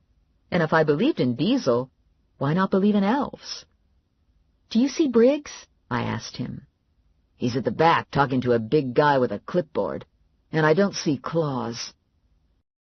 We watched for a moment longer, and then retreated to the Jag and worked our way through my mother's food bag. After a while, Randy Briggs came out, walked halfway down the block, and got into the passenger side of a waiting car. The car pulled away, and we followed. Before we'd gone 2 blocks, my cell phone buzzed in my bag. "Cripes, is that you behind me in the Jag?" Briggs asked. "You bounty hunters must do okay to be riding around in a Jag." "Diesel isn't a bounty hunter. He's an alien or something." "Yeah, whatever. Man, I've never seen so many little people in one place. It was like they came out of the woodwork. I thought I knew everyone in the area, but I didn't know any of these guys." "Did you get hired?" "Yeah, but I'm not going to make toys. I got a job in the office setting up a website." "What about Claus?" "Didn't see him. No one said anything to me about anyone named Claus. I start work tomorrow. Maybe I'll see him at the factory." "Factory?" "Yeah, that's what this is, a small toy factory. They're going to make handmade toys and advertise that they were made by elves. Pretty cool, huh?" "Do you suppose some of these little people today actually were elves?" There was a pause, where I could imagine Briggs staring open-mouthed at the phone. "What are you, nuts?" he finally said. "So, where is this factory?" I asked Briggs. "It's in a light industrial complex off Route 1. You aren't going to screw up this job for me, are you? This is a dream job. The pay is good, and the guy who hired me said the toilets are all made for little people. I want him to climb up on a stool to take a crap." "I'm not going to screw it up for you. What's the address?" "I'm not telling you. I don't want to lose the job." And he hung up. I looked over at Diesel. "When the car in front of us stops and Briggs gets out, I want you to run over him." I'd really like to do that, but then he'd probably be dead, and we couldn't follow him to work tomorrow. I glanced at the almost empty bag of food sitting between my feet, and I had an idea. "What does Elaine do with all her cookies?" I asked Diesel. Is this a trick question? "She said she bakes cookies every day. Lots of cookies if yesterday's batch was any indicator. So what does she do with them? They don't have family in the area. Sandy wasn't at home. Does she eat them all herself?" Maybe she gives them away. "Turn around," I said. "Go back to the employment place." It took less than 5 minutes for us to get back to the storefront office. "Wait here," I said. "I'll only be a minute." I jumped out of the car, ran across the street, and into the office. It was still wall-to-wall little people, but now the little people were all wearing fake elf ears. I was about 10 feet into the fake elves when I realized the room had gone dead silent. "Hi," I said brightly. "I saw the sign in the window, and I'd like to apply for a job." "You're too big," someone said behind me. "These jobs are for elves." "That's not fair," I said. "I could report you for height discrimination." I wasn't sure exactly who was in charge of height discrimination, but it seemed like there should be some agency somewhere that would address the issue. I mean, where are the protections for the masses? Where are the protections for people who are average? "We don't want your kind here," someone else said. "Get out." My kind? "Big and stupid." Hey, listen to me, shorty. A cookie came flying through the air and hit me in the back of the head. I looked down at the cookie. Gingerbread. "Where did this cookie come from?" I asked. "Do you have any more? Did Sandy's sister Elaine make this cookie?" "Get her!" someone yelled, and I was hit with a barrage of cookies. They were coming from everywhere. Gingerbread, peanut butter, chocolate macaroons. The elves were berserk, yelling and swarming around me. I was hit in the forehead with an iced butter cookie, and someone bit me in the back of the leg. I had elves hanging on me like ticks on a dog. I felt Diesel come up hard to my back. He wrapped his arm around me, holding me tight against him, and he hauled me out of there with my feet 2 inches off the ground. He was kicking elves out of the way as he went, occasionally grabbing one by the shirt and throwing him across the room. He got to the sidewalk and rammed the office door closed and did his magical locking thing, trapping the elves inside. Contorted little elf faces smooshed up against the large glass windows, glaring out at us, yelling elf threats, their pudgy little elf middle fingers extended. Inside, the room was a wreck. Tables and chairs were overturned, and cookies were smashed everywhere. Diesel set me on my feet, took me by the hand, and yanked me to the car. "What the hell was that about?" he asked. "I've never seen anything like it. A whole room filled with pissed-off little people. It was fucking frightening." "I think they were elves. Did you see their ears?" "Their ears were fake," Diesel said. I slid onto the passenger seat, and a sigh escaped. I know. I just don't want to have to tell anyone I was attacked by a horde of angry little people. A horde of angry elves sounds better somehow. A fake elf smashed through the plate glass door with a fire axe, and Diesel took off. "Did you see the cookies?" I asked him. "They look just like Elaine's cookies." "Honey, all cookies look alike." "Yes, but they might have been Elaine's cookies." My cell phone chirped. "I'm at the mall," Valerie said, "and I need help. I can't remember everything that was on Mary Alice's list. I got her the Barbie, the television, the game, and the ice skates. I have the train and the computer at home. Do you remember what else she wanted?" "How are you going to pay for all that?" "MasterCard." "It'll take you 5 years to pay it off." "I don't care. It's Christmas. You have to do these things at Christmas." Oh, yeah. I kept forgetting. Mary Alice had about 50 things on that list. The only one I remember is the pony. "Oh, my God!" Valerie cried. "The pony! How could I forget the pony?" "Val, you can't get her a pony. This isn't Little House on the Prairie. We live in Trenton. Kids in Trenton don't get ponies." "But she wants one. She'll hate me if I don't get her a pony. It'll ruin her Christmas." Boy, I was really glad I had a hamster. I was planning on giving Rex a raisin for Christmas. I hung up on Valerie and I turned to Diesel. "Do you have any kids?" "No." "How do you feel about kids?" "The same way I feel about fake elves. I think they're cute from a distance."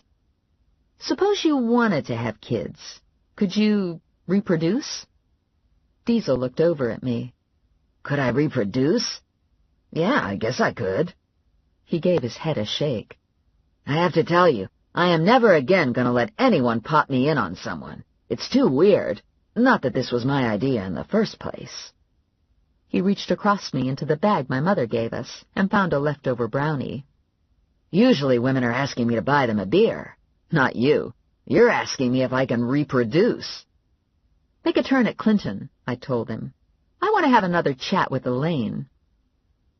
It was mid-afternoon and unusually gloomy when Diesel drove down Grape Street. Dark clouds swirled in the sky, and an eerie green light streaked through them. The air felt heavy and ominously charged. Doomsday air. Lights were on in houses, and Elaine had her roof lights blazing, blinking out her season's greetings. Diesel parked in front of the house, and we both got out. The wind had picked up, and I pulled my chin in and walked head down to Sandy Claw's front porch. "I'm very busy," Elaine said when she answered the door. Diesel brushed past her into the house. "It smells like you're still baking cookies." Elaine followed Diesel into the kitchen, half running to keep up with Diesel's stride. "Pecan shortbread for tomorrow," she said, "and big cookies with M&Ms in them." "I'm curious," Diesel said. "Who eats all these cookies?" "The elves, of course." Diesel and I exchanged glances. "They're not really elves," Elaine said. "Sandy just likes to call them that. His little elves. Sandy is so clever. He has a whole scheme worked out to sell toys. It's because of his name, Sandy Claus. Have you noticed how it sounds like Santa Claus? How many elves are you feeding? Diesel asked Elaine. Goodness, I don't know, but there must be a lot of them. I make dozens of cookies every day. And they go where? I don't know exactly. Lester stops around and picks them up. Lester is Sandy's production manager. About 5'10" Gray hair, slim, dark-rimmed glasses? Diesel asked. Yes, that's him, Elaine said. The guy who was interviewing elves. I don't mean to be rude, Elaine said, but you're going to have to leave now. I have to finish my baking. You don't mind if I look around, do you? Diesel asked. Elaine nervously picked at her apron. I don't see why you would want to do that. Sandy isn't here. Diesel opened the door to a small downstairs powder room and looked inside. Are you sure you don't know where Sandy is? Stop that, Elaine said. Stop snooping in my house. I'm going to call the police. We have a legal right to search this house, Diesel said. Isn't that right, Steph? Yep. We received that right when your brother signed his bond agreement. This whole thing is so silly, Elaine said. All over a couple power tools and some paint. And Sandy wouldn't have had to steal anything if the store had been open. You can't stop a whole production line just because you run out of Morning Glory paint. And everyone knows elves work at night. My goodness, Sandy has enough labor problems without having a whole crew sit out until the stores open at 9 a.m. I thought they weren't actually elves. Real elves, fake elves, what's the difference? They all get time and a half after 5 o'clock. Diesel leaned against the kitchen counter, arms crossed over his chest. When was the last time you talked to Sandy? He called me at lunchtime. Elaine pressed her lips together. Did you tell him I was looking for him? Yes. Elaine glanced at me and then looked back at Diesel. I've been trying to be discreet in front of Miss Plum. Too late for that, Diesel said. I was dropped into her kitchen. Elaine looked horrified. How did that happen? Diesel did a palms up and an I don't know shrug. It would have to be a team effort. I'm not easy to move. Elaine wiped her hands on her apron. I'm sorry, but Sandy doesn't want to talk to you. He wants to be left alone. I'm curious, Diesel said. Why the name Sandy Claus? Elaine took a tray of cookies from the oven and set them on top of the stove. His birth name was Sander Clausen. We thought it was appropriate that he return to his birth name now that he's retired. Sandy Claus seemed like a natural derivative. Sander Clausen, Diesel said. I didn't read that far back in the file. Hold on here. File? What the heck are they talking about? Okay, now I'm really confused. Clearly, Elaine and Diesel know each other. It sounds like they recognized each other from the very beginning, and Diesel kept that tidbit of information secret from me. This was presenting me with the opportunity to practice some anger management. Sander wants to make toys. He should be able to do what he wants in retirement, Elaine said. No one cares if he makes toys in his retirement, Diesel said. I'm here because Ring followed him out. The surprise was obvious. Ring? Diesel pushed off the counter, took a cookie, and turned to leave. You have to persuade Sandor to cooperate with me, he said to Elaine. I'm trying to protect him. Elaine nodded. I didn't know about Ring. Ring? Am I understanding this correctly? There's someone or something named Ring involved in this mess? I didn't say a word until we were back in the Jag. I was trying to look casual, but I was fuming inside. I felt like Demon Stephanie with glowing red eyeballs and snarling gargoyle mouth. Fortunately, the image was all internal. Or at least I hoped it was all internal. What the hell was that all about? I asked Diesel, making an effort to squelch the demon thing, going with steely eyes and tight lips instead. Diesel turned in his seat and looked at me, thinking, making silent assessments. Trying to decide what to tell me? I asked, still sticking with the steely eyes. Yeah. He was Mr. Serious, not smiling. I waited him out. Some human beings have the ability to operate beyond what are considered to be normal limitations, Diesel finally said. Most of these people tend to have rogue personalities and work pretty much alone, playing by their own rules. Sandor was one of the best. Very powerful and very good. Unfortunately, he's old, and he's lost his power, so he's retired. Usually retirees go into an assisted living complex in Lakewood. Sandor tried it and decided he wanted out. And Ring? Ring's a bad guy. Old like Sandor. The story I was told is that Ring and Sandor were best friends when they were kids. I guess they both knew they were different, and this was a secret they shared. As they got older, the differences in their personalities drove a wedge between them. Ring was using his power to dominate people and to amuse himself, and Sandor was using his power mostly to clean up after Ring. When they reached full power in their early 20s, some of Ring's peers got together, and Ring was told to stop all superpower activity. Ring refused to stop, of course. Ring loved causing chaos, and Ring was drunk on his own power.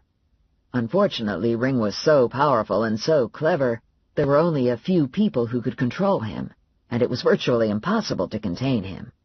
Sandor was one of the few who had matching power. Much of Sandor's life was spent battling Ring, trying to eliminate him. Eliminate? Diesel did a slash across the throat and a looking dead face. Anyway, Sandor never succeeded, but he did manage to cripple Ring from time to time, making Ring ineffective for years or months, sending Ring into hiding. And now Ring's lost his power too? Pretty much. He was in the locked ward at Lakewood. They have a special area for villains and Alzheimer's. Somehow he managed to get out. I guess he has power left that no one knew about. So here I am having a conversation about what? Superheroes. And I'm having it with a guy who rolled his eyes because I suggested the possible reality of elves.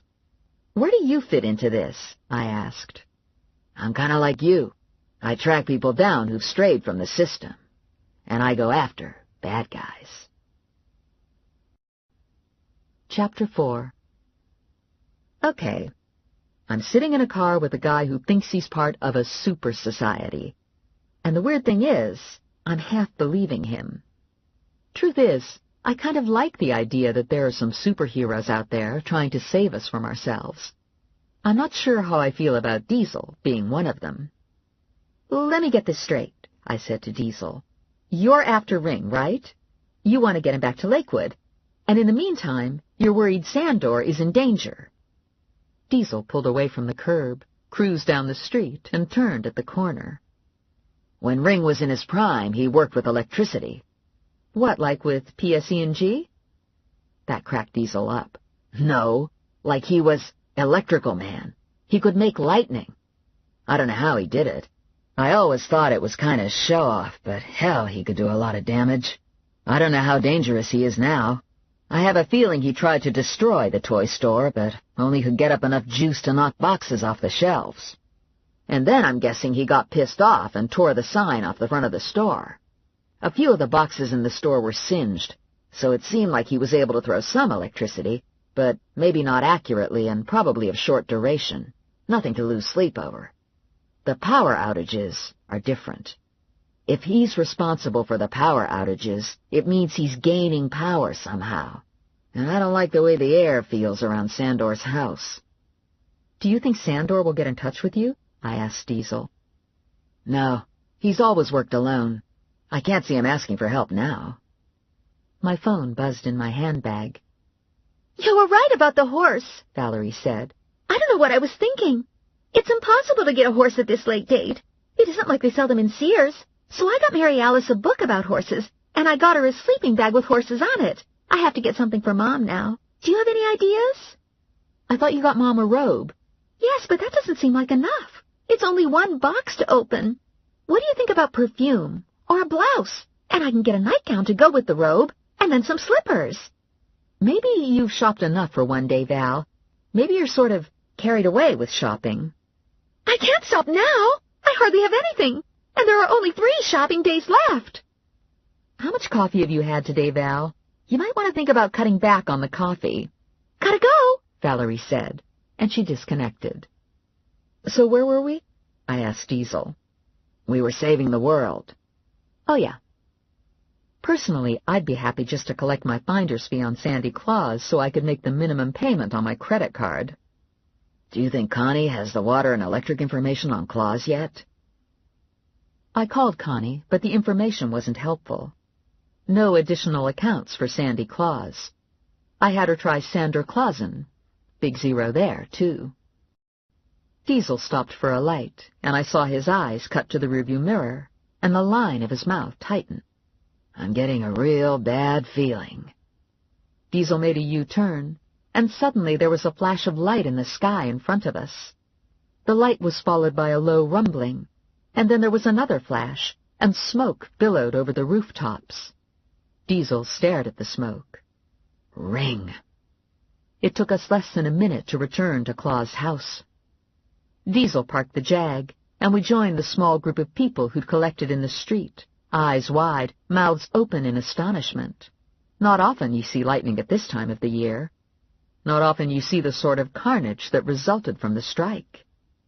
The Claus house was perfectly intact, but the life-size plastic Santa that had been strapped to the next-door neighbor's chimney had been blasted off the roof and lay in a smoking, melted red blob on the sidewalk, and the neighbor's garage was on fire. "He melted Santa," I said to Diesel. "This is serious stuff." Diesel gave his head a disbelieving shake. "He hit the wrong house. All those years of inciting terror, and this is what it comes down to. Frying some molded plastic.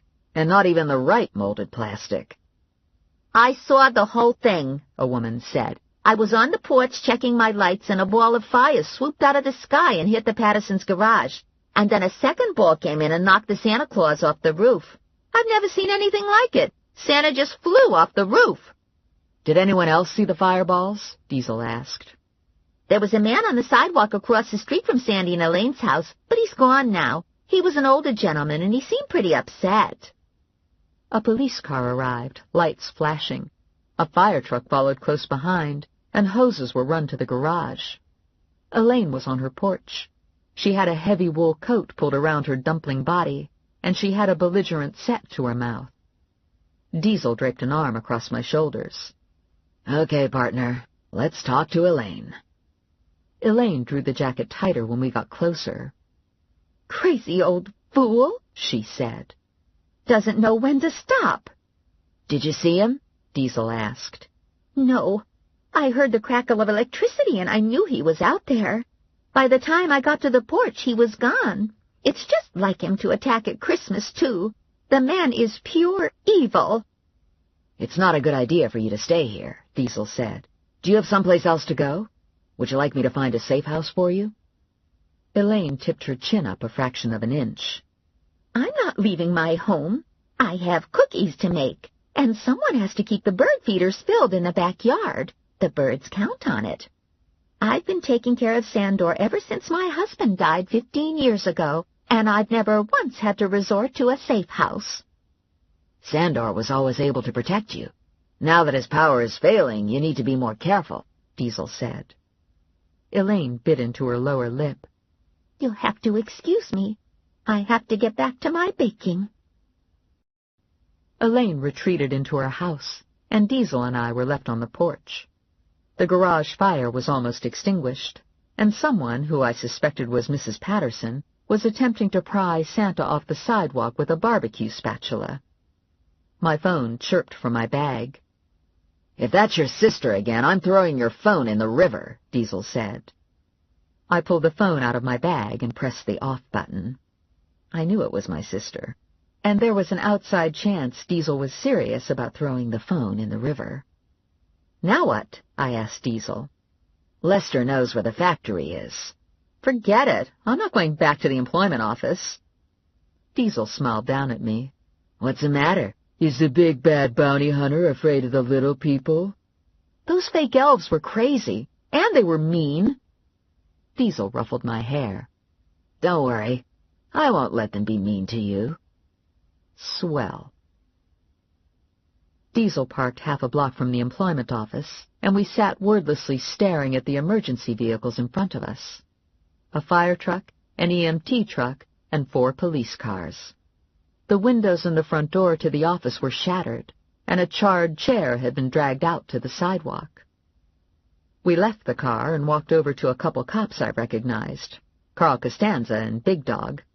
They were standing back on their heels, hands resting on their utility belts, surveying the damage with the sort of enthusiasm usually reserved for watching grass grow. "What happened?" I asked. "Fire, riot, the usual. It's pretty ugly in there," Carl said. "Bodies?" "Cookies. Smashed cookies all over the place." Big Dog had an elf ear in his hand. He held it up and looked at it. "And these things?" "It's an elf ear," I said. "Yeah, these ears are all that's left of the little buggers." "Did they burn?" I asked. "No, they ran," Carl said. "Who would have thought the little guys could run that fast? Couldn't catch a single one of them. We arrived on the scene and they took off like roaches when the light goes on." "How did the fire get started?" Carl shrugged and looked up at Diesel. "Who's he?" "Diesel." "Does Joe know about him?" "Diesel is from out of town." "Way out." "We're working a skip together." There wasn't anything more to be learned from the employment office, so we left Carl and Big Dog and returned to the car. The sun was shining someplace other than Trenton. Streetlights were on, and the temperature had dropped by 10 degrees. My feet were wet from slogging through 2 fire scenes, and my nose was numb, frozen like a popsicle. "Take me home," I said to Diesel. "I'm done." "What? No shopping? No Christmas cheer? Are you going to let your sister beat you out in the present race?" "I'll shop tomorrow. I swear I will." Diesel parked the Jag in my apartment building parking lot and got out of the car. "It's not necessary to see me to the door," I said. "I imagine you want to get back to the ring search." "Nope, I'm done for the day. I thought we'd have something to eat and then chill in front of the TV. I was momentarily speechless. That wasn't the evening I had planned out in my mind. I was going to stand in a scalding hot shower until I was all wrinkly. Then I was going to make myself a peanut butter and marshmallow fluff sandwich. I like peanut butter and fluff because it combines the main course with the dessert, and it doesn't involve pots. Maybe I'd watch some television after dinner, and if I was lucky, I'd be watching it with Morelli. "That sounds great," I said, "but I have plans for tonight. Maybe some other time." "What are your plans?" "I'm seeing Morelli." "Are you sure?" "Yes." No, I wasn't sure. I figured the possibility was about 50%. "And I wanted to take a shower." "Hey, you can take a shower while I make dinner." "You can cook?" "No," he said. "I can dial." "Okay, so here's the thing. I don't feel entirely comfortable with you in my apartment." "I thought you were getting used to the Super Diesel thing." Old Mr. Feinstein shuffled past us on his way to his car. "Hey, Chicky," he said to me. "How's it going? You need any help here? This guy looks shifty." "I'm fine," I told Mr. Feinstein. "Thanks for the offer, though." "See that?" I said to Diesel. "You look shifty." "I'm a pussycat," Diesel said. "I haven't even come on to you. Okay, maybe a little teasing, but nothing serious. I haven't grabbed you like this." He wrapped his fingers around my jacket lapels and pulled me to him. "And I haven't kissed you like this." And he kissed me. My toes curled in my shoes, and heat slashed through my stomach and headed south. Damn. He broke from the kiss and smiled down at me. "It isn't as if I've done anything like that, right?" I gave him a 2-handed shot to the chest, but he didn't budge, so I took a step back. "There will be no kissing, no fooling around, no anything." "Sure." I did an I give up gesture, turned, and went into the building. Diesel followed after me, and we waited in silence for the elevator. The doors opened, and Mrs. Bessler smiled out at me. Mrs. Bessler is just about the oldest person I've ever seen. She lives alone on the 3rd floor, and she likes to play elevator operator when she gets bored. "Going up," she called out. "2nd floor," I said. The elevator doors closed, and Mrs. Bessler chanted, "Ladies' handbags, Santa's workshop, better dresses." She looked at me and shook her finger. "Only 3 shopping days left." I know, I said. "I'll go shopping tomorrow. I swear I will." Diesel and I stepped out of the elevator, and Mrs. Bessler sang, "It's beginning to look a lot like Christmas," as we walked down the hall. "I'm laying odds she's 80 proof," Diesel said, opening my door.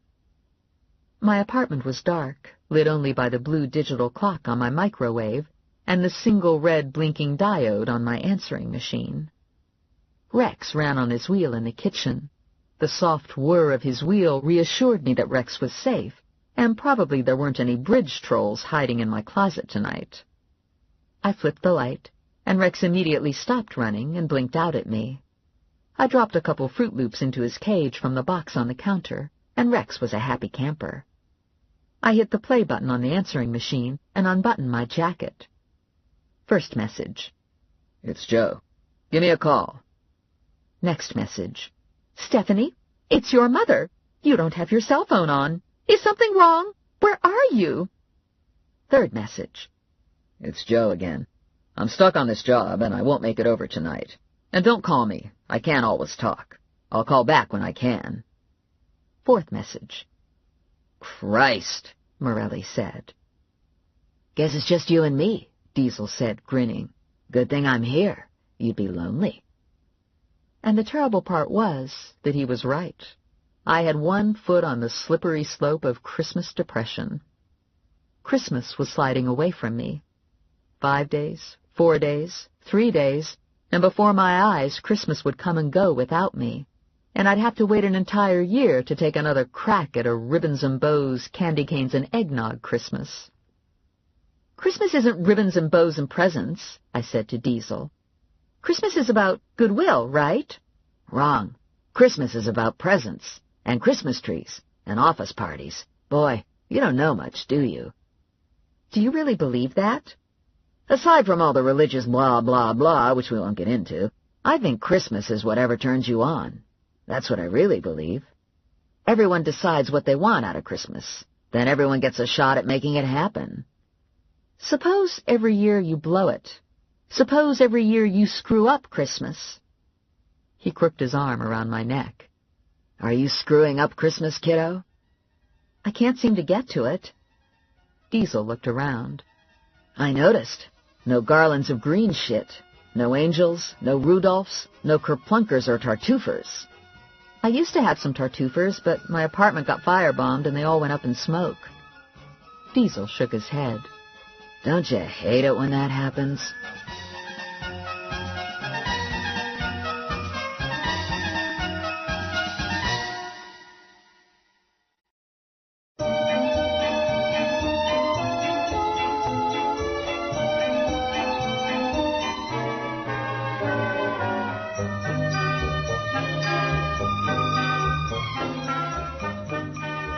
I woke up in a sweat. I was having a nightmare. There were only 2 days left until Christmas, and I still hadn't bought a single present. I gave myself a mental head smack. It wasn't a nightmare. It was true. 2 days until Christmas. I jumped out of bed and scurried into the bathroom. I took a fast shower and power-dried my hair. Yikes. I tamed it with some gel, got dressed in my usual jeans, boots, and T-shirt, and went to the kitchen. Diesel lounged against the sink, coffee cup in hand. There was a white bakery bag on the counter, and Rex was awake in his cage, leisurely working his way to the heart of a jelly donut. "Morning, sunshine," Diesel said. "There are only 2 days left until Christmas," I said. 2 days. And I wish you would stop letting yourself into my apartment." "Yeah, right. That's gonna happen. Have you given Santa your list? Have you been naughty?" It was early in the morning for an eye roll, but I managed one anyway. I poured myself coffee and took a donut. "It was nice of you to bring donuts," I said, "but Rex will get a cavity in his fang if he eats that whole thing." "We're making progress," Diesel said. "You didn't shriek when you saw me here, and you didn't check the coffee and donuts for alien poison." I looked down at the coffee and had a rush of panic. I wasn't thinking, I said. Half an hour later, we were on a side street with a good view of Briggs' apartment building. Briggs was going to work today, and we were going to follow him. He'd lead us to the toy factory, I'd locate Sandy Claus, I'd snap the cuffs on him, and then I could have Christmas. At exactly 8:15, Randy Briggs strutted out of his building and got into a specially equipped car. He cranked the engine over and drove out of the lot, heading for Route 1. We followed a couple cars back, keeping Briggs in sight. "Okay," I said to Diesel. "You flunked levitation, and obviously you can't do the lightning thing. What's your specialty? What tools have you got on your utility belt?"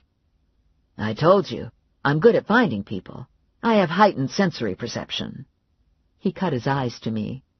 Bet you didn't think I knew big words like that. "Anything else? Can you fly?" Diesel blew out a sigh. No, I can't fly. Briggs stayed on Route 1 for a little over a mile, and then exited. He left-turned at the corner and entered a light industrial complex. He drove past 3 businesses before pulling into a parking lot adjacent to a 1-story red brick building that was maybe 5,000 square feet. There were no signs announcing the name or the nature of the business. A toy soldier on the door was the only ornamentation.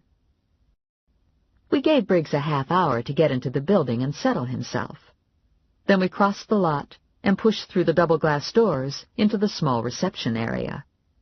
The walls were brightly colored in yellow and blue. There were several chairs lined up against one wall. Half the chairs were big, and half were small. The boundary to the reception area was set by a desk. Behind the desk were a couple cubbies. Briggs was sitting in one of them.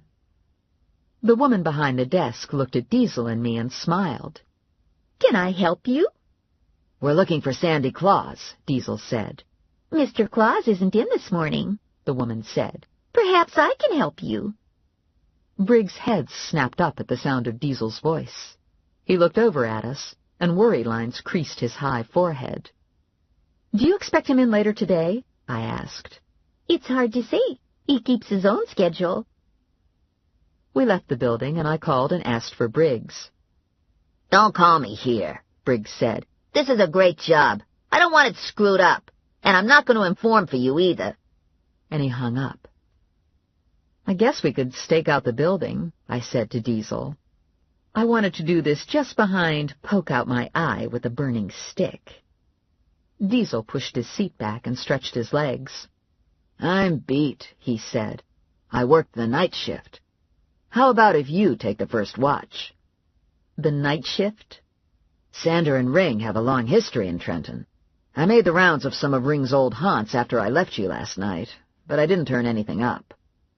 He crossed his arms over his chest and almost instantly seemed to be asleep. At 10:30, my cell phone rang. "Hey, girlfriend," Lula said. "What's up?" Lula does filing for the bonds office. She was a hoe in a previous life, but has since mended her ways. Her wardrobe has pretty much stayed the same. Lula's a big woman who likes the challenge of buying clothes that are 2 sizes too small. "Not much is up," I said. "What's up with you?" "I'm going shopping. 2 days to Christmas and I don't have nothing. I'm heading for Quaker Bridge Mall. You want to ride shotgun?" "Yes." Lula checked her rearview mirror for one last look at Diesel before leaving the toy factory parking lot. "That man is fine. I don't know where you find these guys, but it isn't fair. You got the market cornered on hot." "He's actually a superhero, sort of." "Don't I know it? I bet he got superhero boys, too."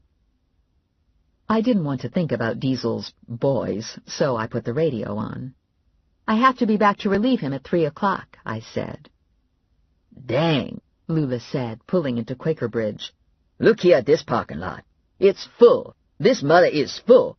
Where am I supposed to park? I only got 2 days to shop. I can't deal with this parking thing. And what's with all the best spots going to the handicapped? You see any handicapped cars in all these handicapped places? How many handicapped people they think we got in Jersey?"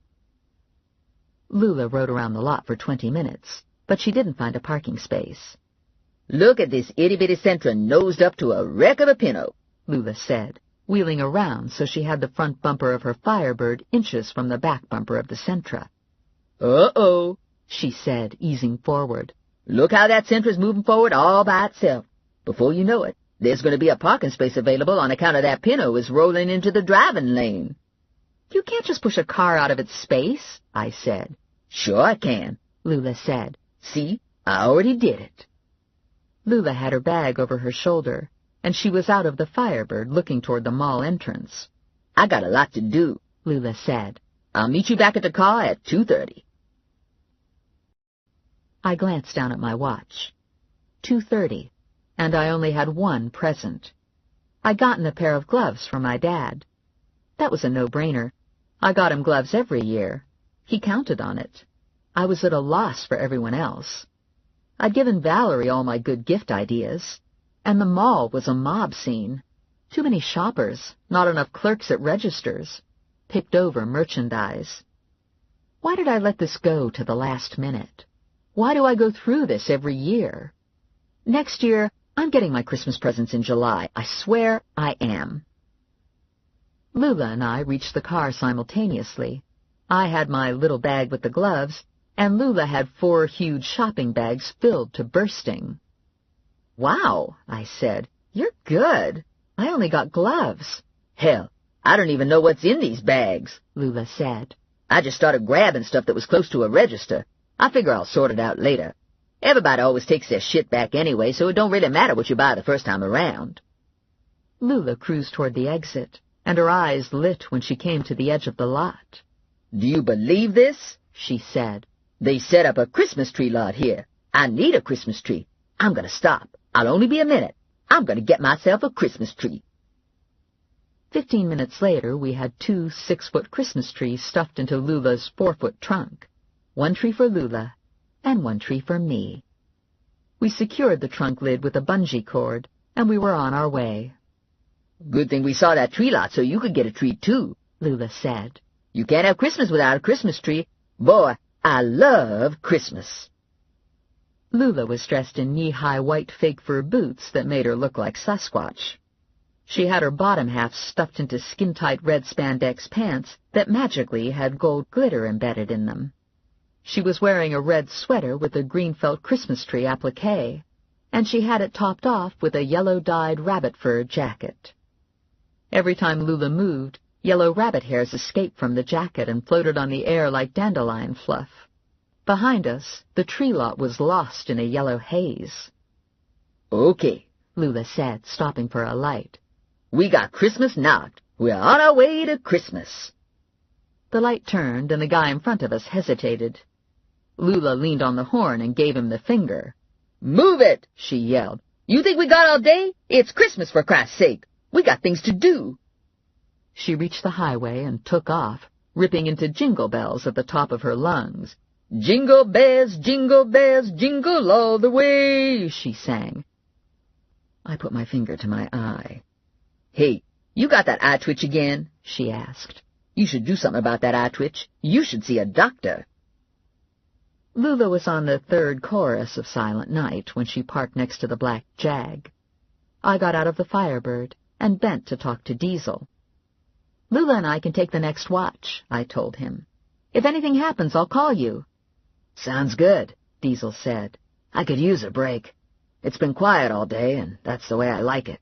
If there aren't any more disturbances, Sandor will eventually come back to his workshop." "Don't you worry, Diesel, honey," Lula said from behind me. "We'll watch the heck out of this place. Peace and quiet's my middle name." Diesel checked Lula out and smiled. "So what's the deal?" Lula wanted to know when Diesel left. "I'm after an FTA named Sandy Claus. He owns his toy factory." "And what's with the car next to us? It's got a big booster seat behind the wheel. And what are those levers on the steering column?" "Most of the employees here are little people." Sometimes when Lula got excited, her eyes opened wide and popped out like big white duck eggs. This was one of those duck egg eye times. "Are you shitting me? Midgets? A whole building full of midgets? I love midgets. I've had this thing for midgets ever since I saw The Wizard of Oz, except for that guy Randy Briggs. He was a nasty little bugger." Briggs is here, too, I said. He's working in the office. Huh, I wouldn't mind kicking his ass. No ass-kicking. Lula stuck her lower lip out and pulled her eyes back into their sockets. I know that. You think I don't know that? I got a sense of decorum. Hell, decorum's my middle name. Anyway, you won't see him, I said, because we're just going to sit here. I don't want to sit here, Lula said. I want to see the midgets. They're little people now. Midget is politically incorrect. Cripes, I can't keep up on this political correct shit. I don't even know what to call myself. One minute I'm black, then I'm African American, then I'm a person of color. Who the hell makes these rules up, anyhow? Well, whatever they are, little people, elves, or whatever, you'll see them when the shift changes and they go home. How do you know this Claus guy didn't come in through a back door? I bet this factory's got a big old back door. It's probably got a loading dock. I think we should go ask if Claus has come in yet. Lula had a point. There was for sure a back door. All right, I said. I guess it won't do any harm to try the woman at the desk one more time. Briggs went pale when we entered the reception area, and the woman at the desk looked apologetic. I'm afraid he's still not here, she said to me. Where are the toys made? Lula asked, walking toward the door to the factory. I bet they're made in here. Boy, I'd really like to see the toys getting made. The woman behind the desk was on her feet. Mr. Claus prefers not to have visitors in the workshop. I'll just take a quick peek, Lula said, and she opened the door. Holy cats, she said, walking into the warehouse. Will you look at this? It's a bunch of freaking elves. Briggs rounded the reception desk, and we both ran after Lula. They're not really elves, Briggs said, skidding to a stop in front of her. Lula was hands on hips. The hell they aren't. I guess I know an elf when I see one. Look at those ears. They all got elf ears. They're fake ears, stupid, Briggs said to Lula. It's a marketing ploy. Don't go calling me stupid, Lula said to Briggs. Stupid, stupid, stupid, Briggs said. Listen up, you moron, Lula said. I could squash you like a bug if I wanted. You gotta be more careful who you disrespect. It's her, one of the elves yelled, pointing his finger at me. She's the one who started the fire in the employment office. Fire? Lula asked. What's he talking about? She started the riot, someone else yelled. Get her! The elves all jumped up from their workstations and rushed at me on their little elf legs. Get her! Get her! They were all yelling. Get the big stupid troublemaker! Hey, Lula said. Hold on here. What the? I grabbed Lula by the back of her jacket and yanked her toward the door. Run! And don't look back! Chapter 5. We barreled through the workroom door to the reception area, pushed through the front door, sprinted across the lot, and jumped into the car. Lula popped the doors locked, and the elves swarmed around us. These aren't elves, Lula said. I know elves. Elves are cute. These are evil gremlins. Look at their pointy teeth. Look at their red, glowing eyes. I don't know about gremlins, I said. I think the guy with the red eyes is just a little person with bad teeth and a hangover. Hey, what's that noise? What are they doing to the back of my Firebird? We turned and looked out the back window, and we were horrified to find that the elves had dragged the trees out of the trunk. That's my Christmas tree, Lula yelled. Get away! Leave that tree alone! No one was listening to Lula. The elves were in a frenzy, tearing the trees limb from limb, jumping up and down on the branches. Suddenly, there was an elf on the hood, and then a second elf scrambled up after the first. Holy crap, Lula said. This here's a horror movie. She shoved the key into the ignition, put her foot to the floor, and rocketed across the lot. One elf flew off instantly. The second elf had his hands wrapped around the windshield wipers, his snarling face pressed to the windshield. Lula made a fast right turn. One of the windshield wipers snapped, and the elf sailed away like a frisbee, windshield wiper still clutched in his little elf hand. Fuck you! The elf sang as he sailed away. We went a mile down Route 1 before either of us said a word. I don't know what those nasty-ass little things were, Lula finally said, but they need to learn some people skills. That was sort of embarrassing, I said. Fucking A. And I still didn't have a Christmas tree. It was a little after 5 when I waved goodbye to Lula and trudged into my building. My apartment was quiet. No Diesel. I said a silent, "Thank goodness." But the truth is, I was disappointed. I hung my jacket on a hook in the hall and listened to my messages. "Stephanie, it's your mother. Mrs. Krensky said she didn't get a Christmas card from you. You did mail them, didn't you? And I'm making a nice pot roast for supper tonight if you want to come over. And your father got a tree for you at the service station. They were having a closeout sale. He said he got a good deal." Oh, my God. A closeout tree from the service station? Does it get any worse than that? Mary Alice and Angie were in front of the television when I got to my parents' house. My father was sleeping in his chair. My sister was upstairs throwing up. And my mom and grandmother were in the kitchen. "I didn't misplace them," Grandma said to my mother. "Someone took them."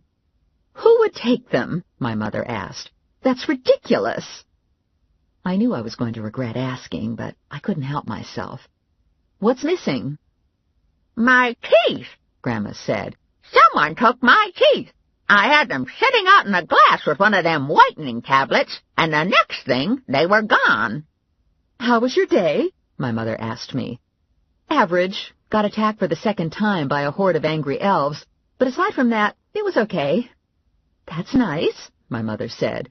"Could you stir the gravy?" Valerie came in and clapped a hand over her mouth at the sight of the pot roast sitting on a platter. "What's new?" I asked Valerie. "I've decided I'm going to have the baby, and I'm not getting married right away." My mother made the sign of the cross, and her eyes wistfully drifted to the cupboard where she kept her 4 roses. The moment passed, and she took the pot roast into the dining room. "Let's eat," she said. "How am I supposed to eat pot roast without teeth?" Grandma said. "If those teeth aren't returned by tomorrow morning, I'm calling the cops. I got a date for Christmas Eve. I invited my new boyfriend over for dinner." We all froze. The stud muffin was coming to Christmas Eve dinner. "Christ," my father said. After dinner, my mother gave me a bag filled with food. "I know you don't have time to cook," she said. It was part of the ritual. And someday, if I was lucky, I'd carry the tradition to a new generation. Except the bag to my daughter would probably be filled with takeout. My father was outside attaching the tree to my CRV. He was tying it to the roof rack, and every time he tightened the rope, there would be a shower of pine needles. "It might be a little dry," he said. "You should probably put it in water when you get home." Halfway home, I saw the lights behind me, low-slung sporty car lights. I checked the rearview mirror. Hard to see at night, but I was pretty sure it was a black Jag. I parked in the lot, and Diesel parked beside me. We both got out and looked at the tree. There was no moonlight, thank God. "Can't hardly see it in the dark," Diesel said. "It's better that way." "How'd the stakeout go?" "Like you said, quiet." Diesel smiled when I told him the stakeout was quiet. "I guess you know about the stakeout," I said with a sigh. "Yep." "How?" "I know everything." "Do not." "Do so." "Do not." There was a rush of wind. The air crackled, and Diesel grabbed me and threw me to the ground, covering me with his body. Light flashed, and heat rippled over me for a moment. I heard Diesel swear and roll off. When I looked up, I realized the tree was on fire. Sparks jumped against the black sky, and the fire spread to the car. Diesel pulled me to my feet, and we backed away from the flames. I was bummed about the car, but I wasn't all that unhappy to be rid of the tree. "So what do you think?" I asked Diesel. "Meteor?" "Sorry, sunshine. That was meant for me." I was standing facing my car, and behind me I could hear windows being thrown open in my apartment building. It was Lorraine in her nightie and Mo in his cap. They'd just settled their brains for a long winter's nap in front of the television, when out in the lot there arose such a clatter they sprang from their recliners to see what was the matter. Away to the window they flew like a flash, tore open the blinds, and threw up the sash. And what to their wondering eyes should appear but Stephanie Plum, and yet another of her cars burning front to rear. "Hey, Mo Kleinschmidt yelled. Are you okay? I waved back at him. Nice touch with the tree, he yelled. You never torched a tree before. I glanced sideways at Diesel. This isn't the first time one of my cars has been exploded, burned, or bombed. Gee, that's a big surprise, Diesel said. Fire trucks screamed in the distance. 2 patrol cars rolled into the lot, keeping a safe distance from the smoke and flames. Morelli pulled in behind the second patrol car. He got out of his truck and sauntered over. He looked at me, and then he looked at the toasted CRV. He gave his head a shake, and a sigh escaped. Resignation. His girlfriend was a trial. I heard the call go out on the scanner, and I knew it had to be you, Morelli said. Are you okay? Yep, I'm fine. I figured this was the only way I'd get to see you. Funny, Morelli said. He checked Diesel out. Do I have to worry about him? No. Morelli gave me a kiss on the top of the head. I have to get back to the job. Diesel and I watched him drive off. I like him, Diesel said. I like the way he kisses you on the top of your head. Maybe you want to take your jacket off, I said to Diesel. It's smoking. Next morning, Diesel was on the couch watching television when I got out of the shower. His presence was unexpected, and I had a brief moment of terror until my brain connected the dots between big, uninvited man on couch and Diesel. Geez, I said, why don't you try using the doorbell? I wasn't expecting to find a man on my couch. Sounds like a personal problem, Diesel said. What's the plan for the day? I don't have a plan. I thought you'd have a plan. My plan is pretty much to follow you around. I figured there was a reason I was dropped here, so I'm waiting for it all to shake out. Oh, boy. There's some stuff for you in the kitchen, Diesel said. The kerplunkers were picked over, but I got you a poinsettia and a Christmas tree. Seemed like I owed you a tree. I went into the kitchen to investigate and found a nice big red poinsettia sitting on my counter, and a 5-foot, fully decorated Christmas tree stood square in the middle of my kitchen floor. It was a live tree trimmed in gold and white, its base planted in a plastic tub swaddled in gold foil, the perfectly formed top of the tree capped with a star. It was gorgeous, but vaguely familiar. And then I remembered where I'd seen the tree. Quaker Bridge Mall. The trees were strung along the entire ground floor of the shopping center. I'm afraid to ask where you got this tree, I said. Diesel clicked the television off and ambled into the kitchen. Yeah, some things are better left unknown. It's a nice tree, and it's all decorated. Hey, I deliver. I was standing there admiring the tree, wondering if I could get jail time for being an accomplice to Grand Theft Spruce, and Randy Briggs called. I just got into work, and something strange is going on here. Your pal, Sandy Claus, showed up and sent everyone home. He shut down the whole production line. It's Christmas Eve day. He probably was just being nice. You don't get it. He shut down permanently. I thought you weren't going to rap for me. I just lost my job. You're the only thing between me and welfare. Are you still there? I'm in the parking lot. It's just Claus and Lester inside. I'm on my way. Stick with Claus and Lester. I hung up, grabbed my jacket and bag, and Diesel and I ran for the stairs. I paused for a moment when I pushed through the lobby doors and saw the charred spot on the pavement. No more CRV. Just some heat-scorched blacktop and a couple patches of ice where water had frozen. Diesel snagged me by the sleeve and yanked me forward. It was a car, he said. It can be replaced. I belted myself into the Jag. It's not that simple. It takes time and money, and then there's the insurance. I didn't even want to think about the insurance. I was an insurance joke. Diesel took off, flying low, heading for Route 1. No problemo. What kind of car would you like? Another CRV? A truck? How about a Z3? I could see you in a Z3. No, I'll get my own car.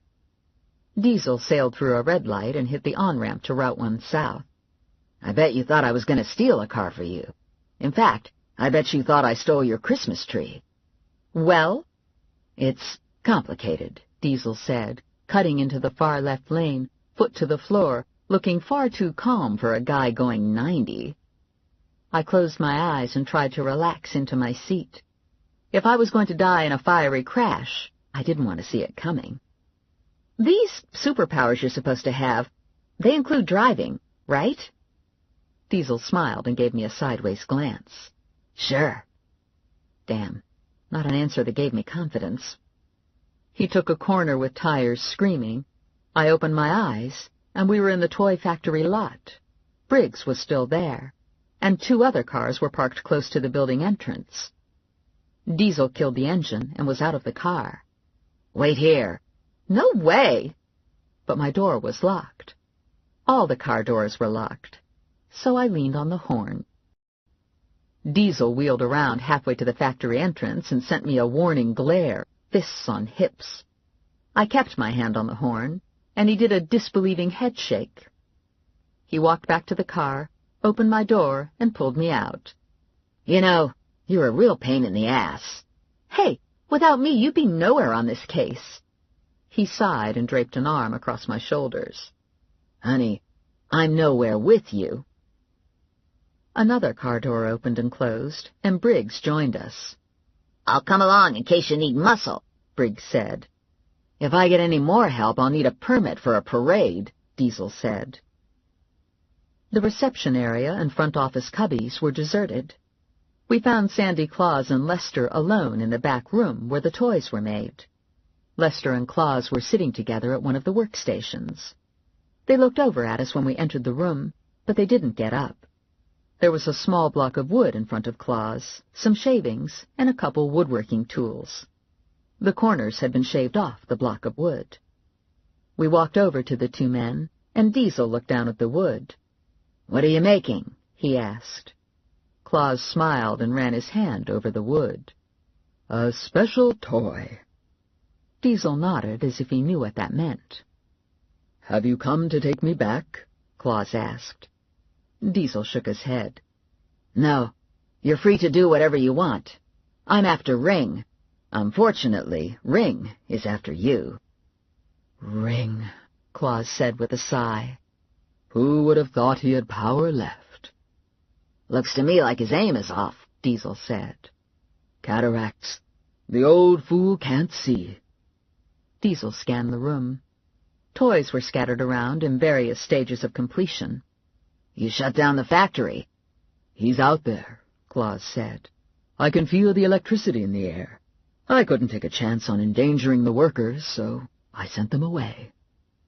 Good riddance, Lester said.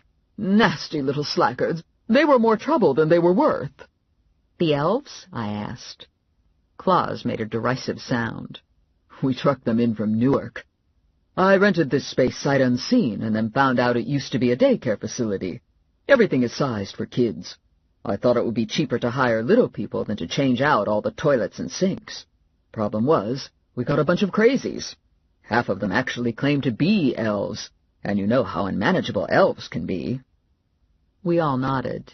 Yeah, we said in half-assed unison. Elves are flighty. You can't count on an elf. What will you do now? Diesel asked. Claus shrugged. I'll make the occasional special toy. It's what I most enjoy, anyway. I'd like to put you in a lane in a safer place until I get Ring under control, Diesel said. As long as Ring is at large, no place is safe, Claus said. I cleared my throat and cracked my knuckles. I sort of hate to bring this up right now, but I'm supposed to apprehend you. I reached into my bag and dragged out a pair of cuffs. Jeez, Briggs said. It's my job, remember? Yeah, but it's Christmas Eve day. Cut the guy some slack. You don't get paid until I get paid, I told Briggs. Good point, Briggs said. Cuff him. I looked over at Diesel. It's your job, Diesel said. I looked at the cuffs dangling from my hand. This was my last shot at Christmas present money, and bringing Claus in was the right thing to do.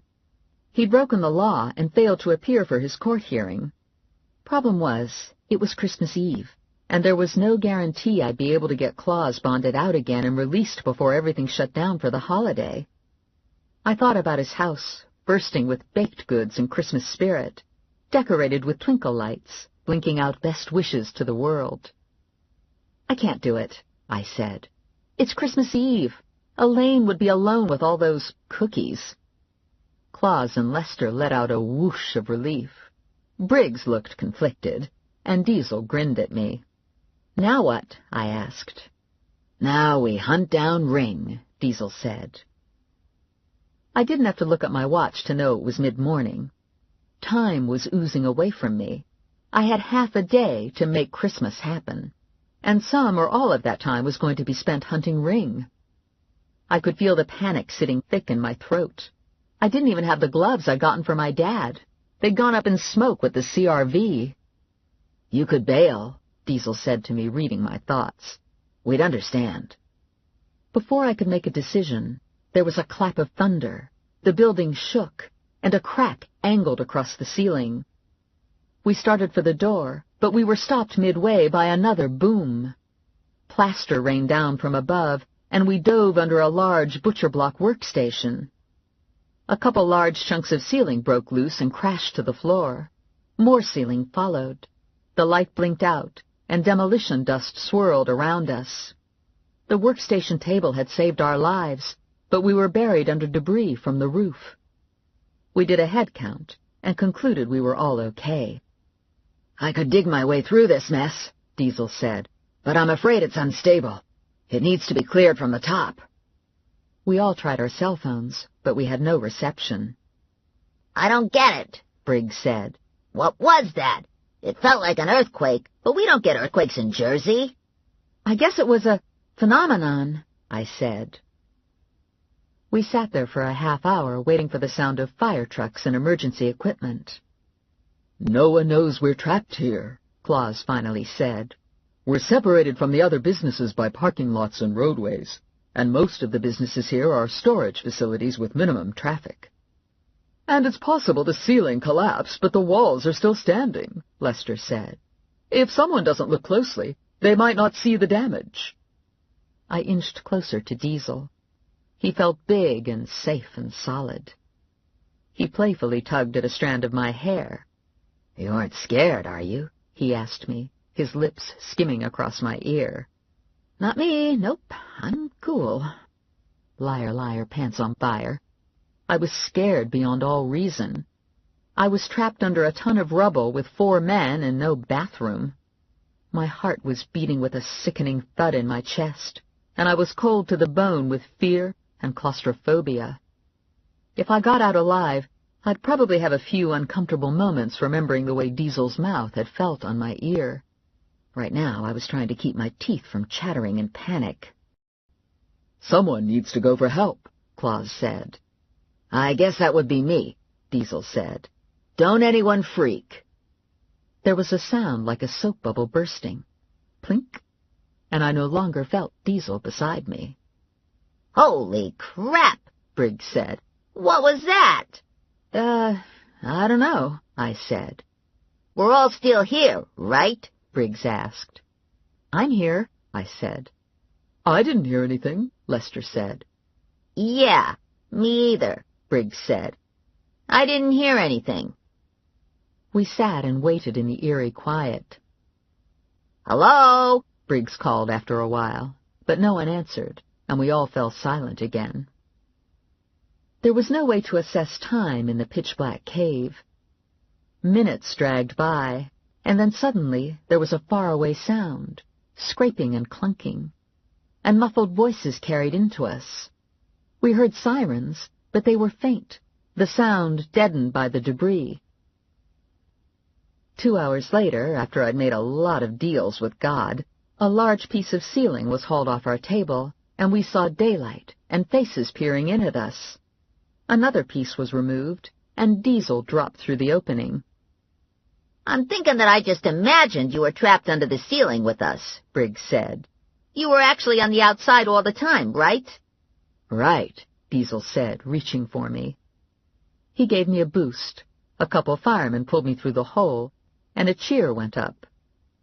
Briggs came next, then Lester, then Claus, and finally Diesel emerged. Pretty much the entire roof had collapsed, but as Lester had suggested, the walls were still standing. The lot was filled with emergency vehicles and the curious. I stood in the lot and shook my head, and plaster dust flew off.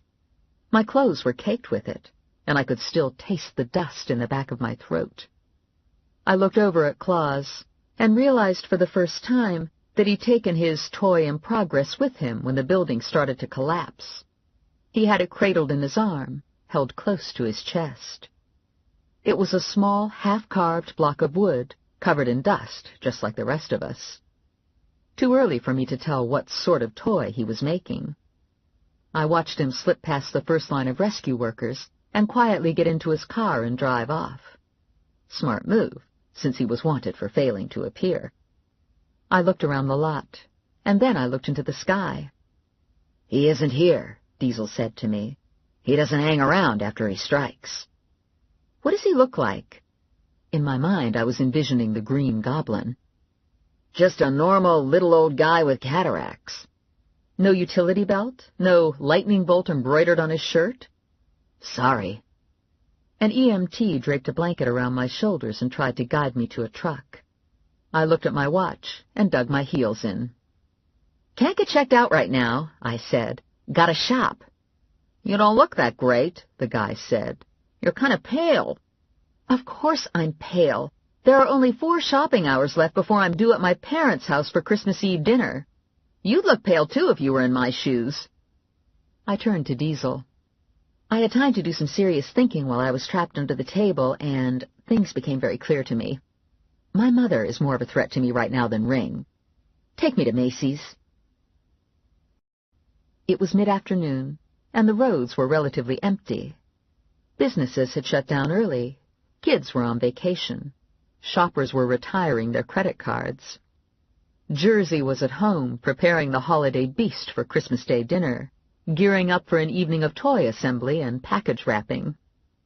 In 8 hours, when the stores are all closed, the entire population of the state will be in desperate search for batteries, wrapping paper, and tape. In 8 hours, children statewide will be listening for reindeer hooves on the roof, except for Mary Alice, who no longer believed in Christmas. Anticipation hung in the air over the mall, the highway, the burg, and every house in every town that mashed together to form the megalopolis. Christmas was almost here, like it or not. Diesel swung into the lot and got a space close to the mall entrance. No problem with parking now. Inside the mall, the silence was oppressive. Shell-shocked sales clerks stood motionless, waiting for the closing bell. A few customers staggered from rack to rack, men mostly, looking lost. "Cripes," Diesel said. "This is frightening. This is like being with the living dead." "What about you?" I asked. "Is your Christmas shopping all done?" "I don't do a lot of Christmas shopping." "Wife? Girlfriend? Mother?" "I'm currently without." "I'm sorry." He tweaked my nose and smiled. "It's okay. I've got you." "Did you get me a present?" Our eyes locked, and his expression warmed a couple notches. He raised his eyebrows ever so slightly in question, and I felt my temperature rise. "Do you want a present?" he asked, both of us understanding what he was offering. "No. Nope." I sucked in some air and busied myself, brushing some dust off my jacket. "Thanks anyway." "Let me know if you change your mind," he said, his voice back to playful. Ordinarily, 2 people walking through Quaker Bridge covered in construction dust would attract some attention. At 4 o'clock on Christmas Eve, no one would have noticed if we'd been naked. I didn't waste time on details such as the right size or color. I went with Lula's method. Fill your bag with stuff close to the register. I finished up at 5:30, and I wrapped the presents on the way to my parents' house. Diesel jerked to a stop at the curb, and we tumbled out of the car with our arms full of boxes and bags. Grandma was at the door. "She's here," she called to the rest of the family. "And she's got that hunky sissy boy with her again." "Sissy boy?" Diesel asked. "It's complicated," I said. "Oh, my God," my mother said when she saw us. "What happened? You're filthy." "It's nothing," I said. "A building fell down on us, and we didn't have time to change." "A couple years ago, I would have thought that was unusual, my mother said. You've got to help me, Grandma said. My stud muffin is coming to dinner, and I still haven't got my teeth. We've looked everywhere, my mother said. We even looked through the garbage. Someone stole them, Grandma said. I bet a good set of teeth will bring a pretty penny on the black market. There was a knock at the door, and Morelli let himself in. Just the person I want to see, Grandma said. I want to report a crime. Someone stole my teeth. Morelli looked over at me. The first look said, help. And the second look said, what the hell happened to you? A ceiling sort of fell in on us, I told Morelli, but we're fine. A muscle worked in Morelli's jaw. He was trying to stay calm. Where were your teeth when you saw them last? I asked Grandma. In a glass, getting cleaned. Did you lose just the teeth, or is the glass gone too? The lousy rotten robber took everything, glass and all. Mary Alice and Angie were in front of the television. Hey, I said to them. Either of you see Grandma's teeth? They were in a glass in the kitchen, and now they're missing. I thought Granny was throwing them away, so I took them for Charlotte, Mary Alice said. Charlotte is a big lavender dinosaur that lives in Grandma's bedroom. Grandma won Charlotte at the Point Pleasant Boardwalk 2 years ago. Grandma put 4 quarters down on number 31, red. The guy spun the game wheel, and Grandma won Charlotte. Charlotte had originally been intended for Mary Alice, but Grandma got attached to Charlotte and kept her. Some of the stuffing has shifted in Charlotte's big dino body, so she has lumpy spots now, kind of like Grandma. Mary Alice ran upstairs and retrieved Charlotte, and sure enough, the teeth were nicely set into Charlotte's gaping mouth. Charlotte's teeth had lost their stuffing, Mary Alice said. And Charlotte was having trouble eating, so I gave her Grandma's teeth. Isn't that something? Grandma said. I never noticed. We all looked more closely at the teeth. They were decorated with flowers and tiny rainbows and colorful stars. I made the teeth more pretty with my markers, Mary Alice said. I used the waterproof ones so they wouldn't wash off. That's nice, honey, Grandma said. But I need my choppers on account of I've got a hot date tonight. I'll get Charlotte some teeth of her own. Grandma took the teeth from Charlotte and put them into her mouth. Grandma smiled, and we all tried to stifle ourselves, except for my father. Holy crap, my father said, staring transfixed at Grandma's decorated teeth. The phone rang, and Grandma ran to answer it. It was my stud muffin, Grandma said when she hung up. He said he had a hard day, and he needs to take a nap and recharge his battery. So we're going to meet up at Steva's after dinner. There's going to be a special Christmas Eve viewing for Betty Schlimmer. We always had baked ham for Christmas. The ham was hot on Christmas Eve, and for Christmas Day my mom would set out a big buffet with cold sliced ham and macaroni and about 1 billion other dishes. Clown arrived just as we were sitting down to the table. Am I late? He asked. I hope I'm not late. I tried not to be late, but there was an accident on Hamilton Avenue. A really good one. Legitimate neck injuries and everything. I think they might hire me. He kissed Valerie on the cheek and blushed bright red. Are you okay? He asked. Did you throw up a lot today? Are you feeling any better? Boy, I sure wish you'd feel better.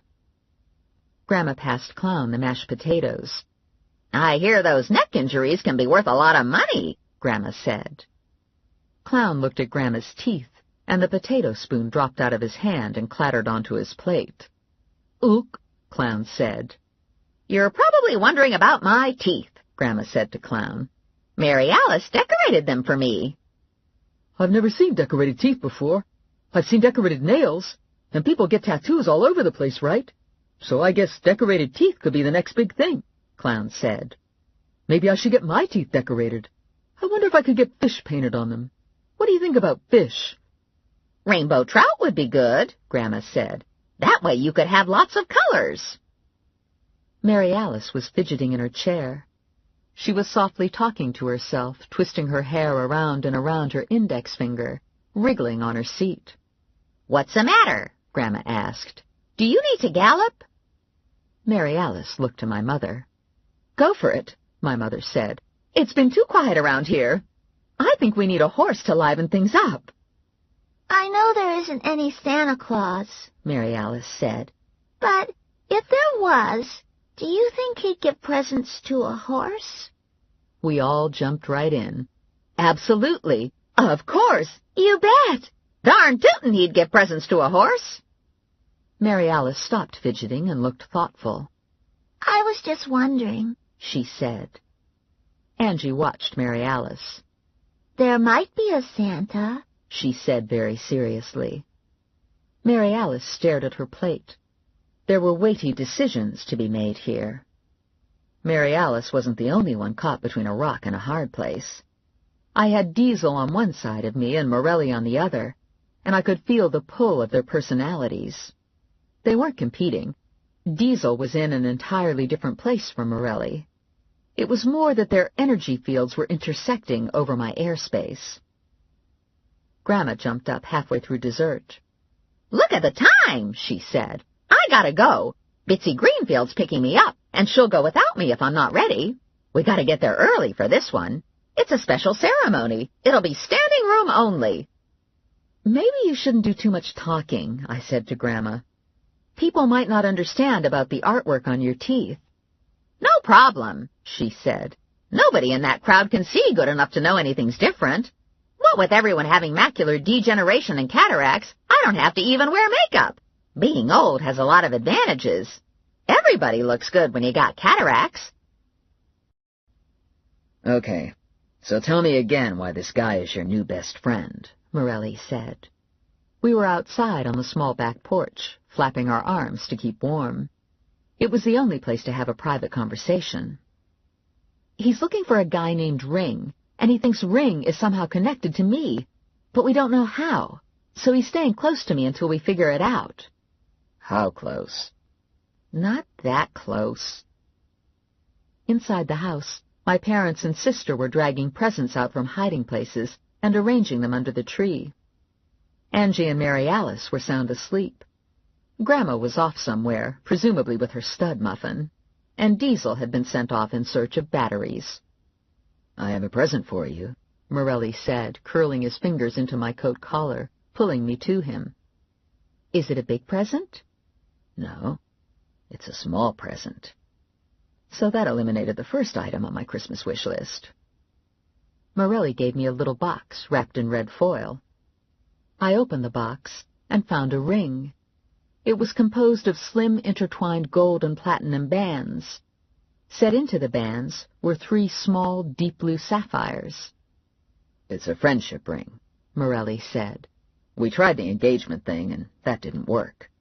Not yet, anyway, I told him. Yeah, not yet, he said, sliding the ring onto my finger. Sound carried crystal clear on the cold air. I heard a car pull up to the curb. A door opened and closed, and then a second. Aren't you the one? Grandma said. The deeper male voice didn't carry back to us as clearly. It's Grandma and the stud muffin, I whispered to Morelli. Listen, Morelli said, I'd really like to stay, but I've got this assignment. I opened the kitchen door. Forget it. You're staying. I'm not facing the stud muffin alone. Look who I've got, Grandma announced to everyone. This here's my friend, John. He was about 5'9", with white hair, a ruddy complexion, and a slim build. He wore thick-lensed glasses and was dressed for the occasion in neatly pressed gray slacks, casual rubber-soled shoes, and a red blazer. Truth is, Grandma had dragged home a lot worse. If John had artificial parts, he was keeping them to himself. Fine by me. Grandma didn't look nearly so well groomed. Her lipstick was smeared, and her hair was standing on end. Yikes, Morelli whispered to me. I extended my hand to the stud muffin. I'm Stephanie, I said. He shook my hand, and my scalp tingled, and a tiny spark passed between us.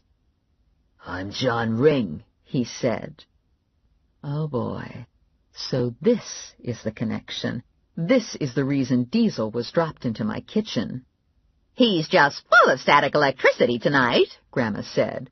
"We're going to have to rub him down with one of them fabric softener sheets." "I'm sorry I couldn't make dinner," Ring said. "I had a stressful day." He stepped closer, adjusted his glasses, and squinted at me. "Do I know you? You seem familiar somehow." "She's a bounty hunter," Grandma said. "She tracks down bad guys." Zzzt! A series of sparks crackled off Ring's head. "Isn't that something, the way he can do that?" Grandma said. "He's been doing that all night." My mother slyly made the sign of the cross and took a step backward. Morelli moved closer to me, pressing himself against my back, his hand at the nape of my neck. "Look at the hair on my arm," Clown said. "It's all standing up. Why do you suppose it's doing that? Boy, I'm kind of creeped out. Do you suppose it means something? What do you suppose it means?" "The air's real dry," I said. "Sometimes hair doesn't lay down when the air's real dry." Here I was, face to face with Ring. Diesel was off hunting batteries, and I hadn't a clue what to do. My heart was skipping beats, and I was humming from head to toe. I could feel vibrations coming through the soles of my shoes. "I feel like a Slurpee," I said to Grandma and Ring. "How about we all go to 7-Eleven and get a Slurpee?" "Now?" Grandma said. "We just got here." "Yep, now. I really need a Slurpee." What I needed was to get Ring out of my parents' house. I didn't want him near Angie and Mary Alice. I didn't want him near my mom and dad. "Maybe you could stay here and help wrap presents," I said to Grandma, "and Mr. Ring could give me a ride to 7-Eleven. It would give us a chance to get acquainted." Zzz, zzz. Mr. Ring didn't seem to like that idea. "Just a suggestion," I said. Morelli's hand was steady at my neck, and Ring took a couple deep breaths. "Are you okay?" Grandma asked Ring. "You don't look too good." "I'm excited," he said. Meeting your family. Zzz. It looked to me like Ring was having a control problem. He was leaking electricity, and he seemed as uncomfortable with his position as I was. "Well," he said, forcing a smile, "this is a typical fun family Christmas, isn't it?" Zzz. He wiped a bead of sweat from his forehead. Zzz, zzz. "And this is your lovely Christmas tree. I paid $15 for it," my father said. Zzz. The tree had about 12 needles left on it and was tinder dry. My father diligently watered it every day, but this tree had died in July. Ring reached out and tentatively touched the tree, and it burst into flames. "Holy shit!" Clown yelped. "Fire! Fire! Get the kids out of the house! Get the dog! Get the ham!" The fire spread to the cotton batting wrapped around the base of the tree, and then to the presents. A streak of fire raced up a nearby curtain. "Call 911, my mother said. "Call the fire company. Frank, get the fire extinguisher from the kitchen."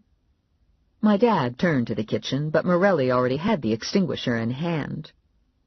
Moments later, we all stood dazed, mouths agape, staring at the mess. The tree was gone. The presents were gone. The curtain was in tatters. John Ring was gone. There was a loud series of explosions outside, and through the window we saw the sky light up, bright as day, and then all was dark and quiet.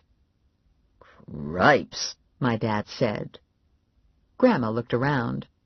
"Where's John? Where's my stud muffin?" "You mean Sparky?" Clown said. "Get it? Sparky?" "Looks like he left," I said. "Huh!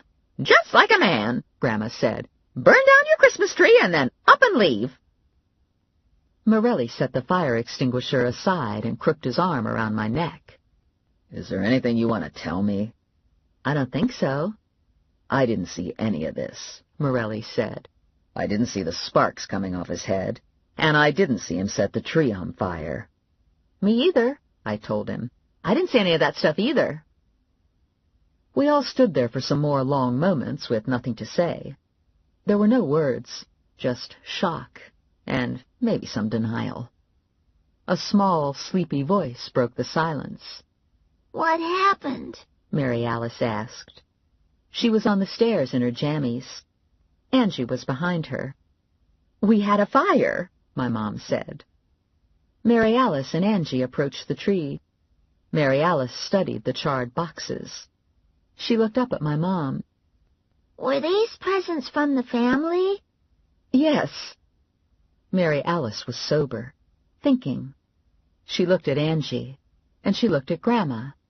"That's good," she finally said, "because I'd hate to have Santa's presents get burned." Mary Alice climbed onto the couch and sat with her hands folded in her lap. "I'm gonna wait for Santa," she said. "I thought you didn't believe in Santa," Grandma said. "Diesel said it's important to believe in things that make you happy. He was in my room just now, and he said he was going away, but Santa Claus would come to visit tonight." "Did he have a horse with him?" Grandma asked. "Or a reindeer?" Mary Alice shook her head. "It was just Diesel." Angie climbed next to Mary Alice. "I'll wait, too." "We should clean this mess up," Grandma said. "Tomorrow," my mother told her, taking a dining room chair into the living room, sitting across from Mary Alice and Angie. "I'm going to wait for Santa." So we all sat and waited for Santa. We put the television on, but we weren't really watching. We were listening for footsteps on the roof, hoping to catch a glimpse of reindeer flying past the window, waiting for something magical to happen. The clock struck 12, and I heard cars drive up and doors open and close, and I heard voices babbling in hushed excitement. There was a knock on the front door, and we all jumped to our feet. I answered the door, and wasn't too surprised to see Sandy Claus. He was dressed in a snappy red suit with a red Christmas tie. He held a box all wrapped up in shiny paper and tied with a golden bow. Behind him squirmed a legion of elves. Who was I to say if they were fake or real? All bearing presents. Randy Briggs was among them. "Diesel said you needed some help with Christmas," Claus said to me. "Is he okay?" "He's fine. Diesel is always fine. He's returning Ring to the home." "How can he do that? How can he get around the electricity stuff?" "Diesel has ways." "I bet you get harassed, right?" Clown said to a couple of the elves. "I bet you could use a good lawyer. Let me give you my card." My mother rushed to the kitchen and returned with platters of cookies and fruitcake. My father cracked out some beer. Grandma eyed Claus. "He's a cutie," she said to me. "Do you know if he's taken?" The party lasted until all the presents were opened, the last cookie was eaten, the last beer swilled. The elves said their goodbyes and packed off in their cars. Sandy Claus and Briggs remained with one last box. It was the box with the golden bow, and Claus gave the box to Mary Alice. "I made this myself," he said, "just for you. Keep it always. It's a special present for a very special person." Mary Alice opened the box and looked inside. "It's beautiful," she said. It was a horse, carved from curly cherry wood. Mary Alice held it in her hand. "It's warm," she said. I felt the horse. It was cool to my touch. I raised eyebrows in question to Sandor. "A special present for a special person," he said to me. "A special person with special abilities?" He smiled. "There are signs." I smiled back at him. "See you in court," he said. I awoke at dawn and gently slid away from Morelli. I padded through my dark apartment to the kitchen. The mall tree was lit with tiny twinkle lights, and Diesel was leaning against the counter. "Is this goodbye?" I asked him. "Until next time." He took my hand and kissed my palm. "It was a good Christmas," he said. "See you around, sunshine." "See you around," I said, but he was already gone. And he was dead on right, I thought. It was a very good Christmas.